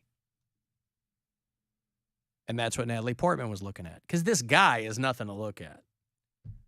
He's got a 5 head and he's whatever. I mean, but he's probably French. And that probably goes a long way. So look into that, Poundcake. Okay. Look into the French, right? 11 years ago, he surrendered to Natalie Portman. But it's not, she's single again. Now, you might be asking yourself, what does that mean for Bill Squire? Because he is single. Like, I think Natalie Portman is luminous. Doesn't do anything for me. I'm not a single guy. Bill Squire, however, is. We've got who knew that Mary and I would be the vanguards of healthy relationships up in this bitch? Bill and Poundcake, both newly single. Now, I know where your head is going, listener. You're thinking, Alan, why don't we just say out loud what everybody's thinking and have Bill and Cody finally consummate their unspoken Why don't feelings? you guys do that? We would never tell Who says them. we haven't? We would never tell them to do that. I know for a fact that you haven't. A fact? A fact. How is that a fact? Yeah, how would you know? Because I know. What if they have a I know everything. secret love language that you don't know about? Mm. And every time Cody makes his airplane noise, that's also his washing machine noise. That's also Yep. Makes it move. That's actually Bill's love noise. Now, the difficulty is a little higher here, Bill, because I'm pretty sure that she does live in France. And What she part does. of Ohio is that? I'm sorry? France, the country. Oh, France. I think she might live in Paris. And Not France County, Ohio. No, France County, Ohio. No, the city's called France, the country, Ohio. There is called a There's a Rome, Ohio. There's like- Versailles in or Versailles. I'm sorry. North in Versailles Kentucky. outside Pittsburgh. There is, I don't know about that. It's like Portugal, the man. There's Rome, the city. France, the city. country. France, the country, comma, Ohio. Yeah, why not? So, but she also has 2 kids. So does he. Which He's got like 9. he's not. Or 3. I was going to say, that's not. He's got like 12 kids. It's not foreign to him, but I'm also not getting the indication that he's looking to start all over again with New that. stepdad. Ugh. You know, for Natalie Portman, we would figure something out. Oh, You make would, it work? because they have a Well, 12. They have a yeah. 12-year-old son and a I would 6-year-old daughter. I would say if she wants to start a life with me, she can let her ex-husband have custody of the kids. She can move to Cleveland, and we'll get things rolling. Those are She my, has to come to you. Those are my terms. Miss Portman. Let's see where, they're negotiable. And what if she says, I don't want to do any of that, and I also don't like you? Is that a good negotiation? Well, she's allowed to say that. Yeah. I guess. Anyone who's good at negotiation, Mary, knows you're trying to get a no out of them because then you've got somewhere to go. If you get a yes, it's all done, right? Yeah. You got to get a no, and then you can start to build I don't think you the know what you're talking negotiation. Trust me, I do. No, you don't. And then you can build the negotiation. But if you get a yes from the jump, everything there's no wiggle room there. So you want to get them to the no. So Bill knows exactly what he's doing. He's practically got this woman around in the palm of his hand. That's as right. I see it. Moved to Cleveland, Ohio. Leave your kids with your ex-husband. He'll take care of them. They'll be fine. They'll appreciate you more if you're not around as much. Because then, like, when you are around, they'll be like, oh, we love when we get to see our mom, once every 2 or 3 years. Now, if I were you, I would ask her to go back to her given name and then hyphenate it. Her name's not Portman, of course, than a stage name. So she would be Natalie Hirschlag Squire. And I think that rolls off the tongue. We're not getting married. What if, so you don't want her to take your name? No. Oh. If Natalie Portman proposed to you, you would say no. I just said I'm not getting married. Look at your stupid face. You would say yes. Your stupid face. He said what he said, Mary, and I believe him, and I've got to go to a break. Yeah. I refuse it. The proposal. There you go. Natalie. See? Because you didn't. Sorry, Nat. Because you wanted to bring your kids. Yeah. No kids. Sorry. I've got a break here. 35192 if you want to send a text. You can watch if you like at alancoxshow.com. The Alan Cox Show on 100.7 W.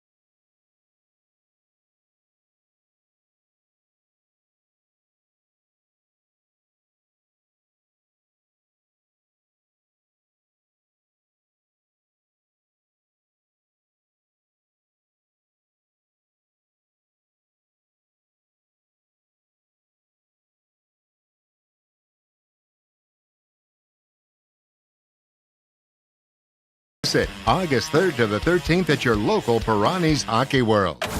This is The Buzzard. From the Barrio Tacos, Tequila, and Whiskey Studios. The Buzzard. The home of the Buzzard. The Buzzard.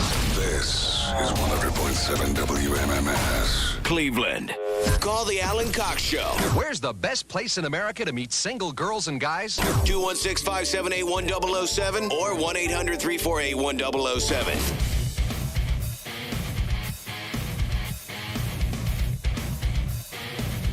Well, now Bill has a choice to make. Because even though this story is much sadder, so you would have to do a lot of consoling, but Sandra Bullock is single again now, too. But her partner died. Whoa. She's been with this guy. Now, this is a good-looking dude. She's been with this guy for a while named Brian Randall, who was a model turned photographer. She met him some years ago when he did the photos for her son's birthday party. She has a couple adopted kids. She's 59. He had apparently a very quiet battle with Lou Gehrig's disease. And so Brian Randall died at 57 over the weekend. And Sandra Bullock's been with him for 8 years, maybe. Quite a while. Good-looking dude. Very sad, very tragic. Poundcake, look at this guy on... I've already had him pulled up. Oh, yeah, okay. You know what he looks like. Sorry for... There's Brian Randall. Sorry for your loss, Sandra. That's super sad. And the way I would like to console you, threesome me, you, Natalie Portman. That is the definition of salt and pepper hair. He does it great. He's real good looking. Yeah, great-looking guy. Like, aging like that. Like, even when you age is imperfection, but, like, it's perfect the way he ages. It's just the hair is perfect. The skin tone's perfect. He has wrinkles, but all in the right places. How lonely are you right now? Listen to you. A sexual threesome. Let's not blow past Bill's his suggestion here. Because by the way, celebrities do die in threes. You know who else died over the weekend? Mark Margolis. Remember Mark Margolis? No. Very, very popular character actor. You'd go, oh, I know who that guy is, but you might not know his name. And then, because you were so convinced he barely spoke English, he was Hector Salamanca. Yeah. On Breaking Bad and on Better Call Saul. Mm-hmm. That was like, after a lifetime of being a character actor, that was a huge role for him. And he was great and everything, but he was the bald guy? Mm-hmm. Yeah, the guy who like rings the bell at the end. The wheelchair guy. Guy wouldn't speak, yeah. Salamanca. He's the guy that does Gus Fring in Breaking Bad. But he would also show up because Better Call Saul was that was such a great episode. Yeah. Yep. So he is dead. Sandra Bullock's partner is dead. And Natalie Portman's marriage is dead. So, Bill, your thought is... I don't think I would want to be in a relationship with Sandra Bullock. But I would have a threesome with her and Natalie Portman. And I think that'd cheer her up. Cheer her up? Yeah. So in her grief, people underestimate the value of cheering someone up with sex. Everybody thinks of sex as like this hormonal and lustful thing, right?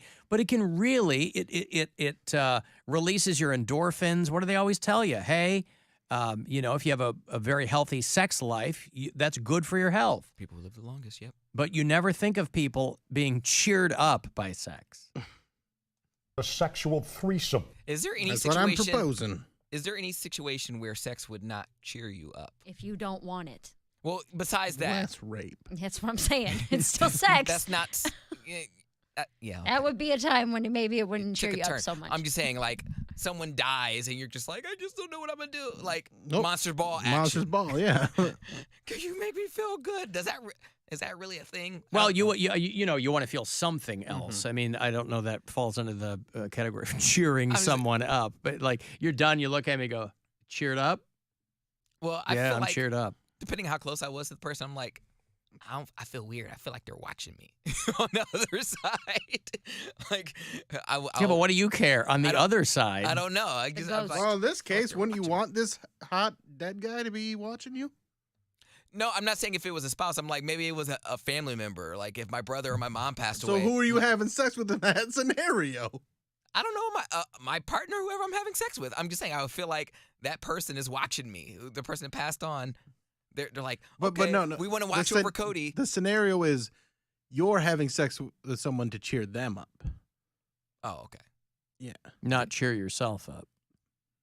Okay, well, I don't know who I'm having sex with to cheer them up. Right. That's the whole Because Poundcake doesn't think of another person's well-being. You just think of somebody else. By his own admission earlier in the show, by his own admission, that is not a thought to him. You know, people were texting me in the break. They're like, oh, it's weird that Poundcake puts a strain on being faithful on the woman's appearance. That's not strange at all, by the way. That's him. That's absolutely. Putting another person's feelings before your own is entirely foreign to him. And it was a question, though. I didn't say, I said, is there any woman that is incapable of being cheated on by her appearance? That wasn't saying that's what I believe. But that's also a ridiculous question that you already know the answer to. Like the hottest person in the world. It doesn't matter. Like, who are you going to cheat There's that on? old meme. But there's that old meme. No matter how hot she is, there's somebody somewhere who's tired of taking her crap, and that can go for guys or men. Okay.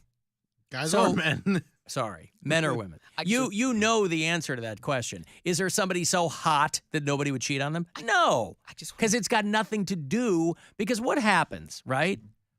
Do you think that this 25-year-old girl was hotter than Natalie Portman? Probably. No, she was different than Natalie Portman. Yeah. People. That's why guys are like, I don't know a good example, but I mean, they talk about like these guys who have these. Or women too. Yeah, they have a hot partner, and they end up fooling around with somebody like some, normie at a bank, or I don't know, because they don't have their head on straight. I just want, like, women who have never been cheated on. I want to know what, that I feel like they're in the minority. I think people who have never been cheated on are in the minority. Yes. That's crazy. Women run around too. Mm-hmm. By the way, dogs that have never been cheated on in the majority. So, listen, it's something to think about. Alan Bill's going to shoot his shot, all right, onto a picture of Natalie Portman. Come on. That seems unfair. I'm doing a tribute. That's Unfair. Weird. I'm not that kind of guy. He's doing his own tribute in his own way. You know I don't like paper. Ugh. Whether it's printed paper or Polaroid, he doesn't like paper. I don't want to ruin my phone or my computer or anything. Oh, that's a big load! I'm sorry, the third death would be William Friedkin, not Natalie Portman's marriage. That would be the fourth death. Death of her marriage. Unless maybe something happens. Maybe she needed to pull the trigger on this. Or maybe she'll start dating Justin Trudeau. Ooh. That's Who hot. knows? Alan, tomorrow will be my first time voting, and I'm 28. What about Poundcake? Somebody asked. Will you vote tomorrow? I'm 31. Well, I'm about to be 31. Will you vote tomorrow was the question. Now that year went fast, huh? Oh, yeah, it went real fast. I didn't plan to. You didn't vote. Shut up. Gonna vote. Well, there you go. There is your answer, sir or madam. He wasn't planning to. Can I send my AI robot to stand in line for me? Do you have an AI robot? Can I get one just to stand in line for me? Why wouldn't you exercise your civic duty? You know, your boy got picked for jury duty, by the way. You did? Yeah. When? End of October, I think. Week off work. We're gonna I need to call at some point. I just got the thing, and they're like, call in 3 weeks, and we'll tell you what's happening. But yeah, I think it's like end of October. I got summoned What if it's a back murder in case? 2020, and I never had to go in because they weren't doing anything. They weren't even like in session. Yeah, that might. I got out of it. Yeah, I don't know. I mean, I haven't been on jury duty in 30 years. So I don't know how I dance between the raindrops there, but I'm happy to perform my civic duty. I would like to see this. Bill, I said duty. I know. I would like to see this dance. Like that you poop. Do. I get it. Let me see this dance. This rain dance you do where you don't get wet. No, where I'm lucky because I'll tell you who's unlucky. Here's another death for you. A guy who was crushed to death by thousands of wheels of cheese. Ooh. In Italy. One wheel. This is a guy who was he was checking on the ripening wheels of Grana Padano cheese. You know, you got Padano? Yeah. I think Grana she's our weather girl. Yeah, She's exactly. Grana Padano? Yep. I think she used to do middays here back in '74. In a warehouse in the town of Romano di Lombardia near Bergamo in northern Italy, this guy, Giacomo Ceparini, 74, he's a cheesemonger. You don't hear about too many mongers, right? There's fish, there's hate, there's cheese. Fear. Part of the hate-mongering industrial complex. This guy's a cheesemonger. And he's checking the Grana Padano, which is like your, it's like when you go to the store, the Parmigiano Reggiano cheese, right? You put that on a dish, the Grana Padano kind of goes more in the cooking. And so this guy's Is this a stinky cheese? Or are you going to not even notice that there's a dead body? Oh, you're going to notice. Okay. This guy was checking the wheels. Each of them, they weigh about 100 pounds. How many wheels? About 2 wheels. About 100 pounds apiece, and Wow. then he was checking them one by one. 3 wheels. And he went from there. And a shelf broke. Yeah. They had to move the cheeses and shelves by hand, and it took them 12 hours to dig him out. Took half a day. 25,000 wheels of Grana Padano cheese were stored. This is a hard cheese, too. You have to think if it were a softer cheese, this man would still be alive. A brie. A brie. These are stored in the warehouse on rows of metal shelves. They went up 33 feet. And they all fell on him. And he is dead. So, if you are a fan of this particular cheese, there might be some supply issues. But when that gets cleared up, just check your grated Grana Padano for blood and bits when you finally get it. But you're going to be mixing it eventually with a red sauce anyway, so that probably won't stick out to you too much. But I'm sure there are some people who would be like, I'd love to get crushed by cheese. But not like that. Death by cheese. Not Only like thing better would be death by chocolate. But you wouldn't want to be killed by wheels of chocolate either. 3 wheels. What about 3 wheels of chocolate? I don't think there's anything that's a wheel that you'd want to be killed by. Fortune.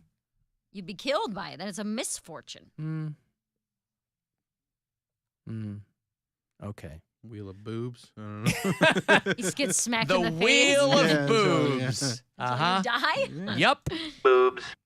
It just goes psh, psh, psh, psh, flop. Psh, psh, Gotta do what you love. Flop. Mm-hmm. That's right. And then because you don't know when you're going to die, but there will be a final breast that's like Jose Ramirez's hand on Tim Anderson's cheek. There's going to be that one boob that takes you out. It's going to get you in the jaw, and you're going to go back on your heels, and that's it. And it's probably the falling. It's probably the blunt force trauma to the spinal column. Worth it? Yeah. Well, that's between you and your physician. But listen, if you've got to be killed by anything, I don't know. Maybe a wheel of puppies. Would you like to get killed by a wheel of puppies? Puppy teeth are sharp. Okay, it's a wheel of puppies who have had their teeth removed, painstakingly pulled. What's wrong with you? Well, so a cop won't shoot them. You gotta go to bed, bro. Me? Yep. You I can't mean, I eventually will. You can't be pulling out dogs' teeth. But not now. I eventually will. No, I won't do it. I'm just saying that they have been pulled. I want nothing to do with that. Right? Hey, Alan. Right. I've got to take a break. If you want to send a text, 35192, get the last word in. Guardians, Blue Jays, supposed to happen around the corner at Progressive Field. I haven't heard otherwise. 7:10 is the pitch there. Seen a lot of people walking around in Blue Jays jerseys downtown today. So maybe they've come in for the ball game. So 6:40 is about when your pregame will get going here on MMS. It's the Alan Cox Show.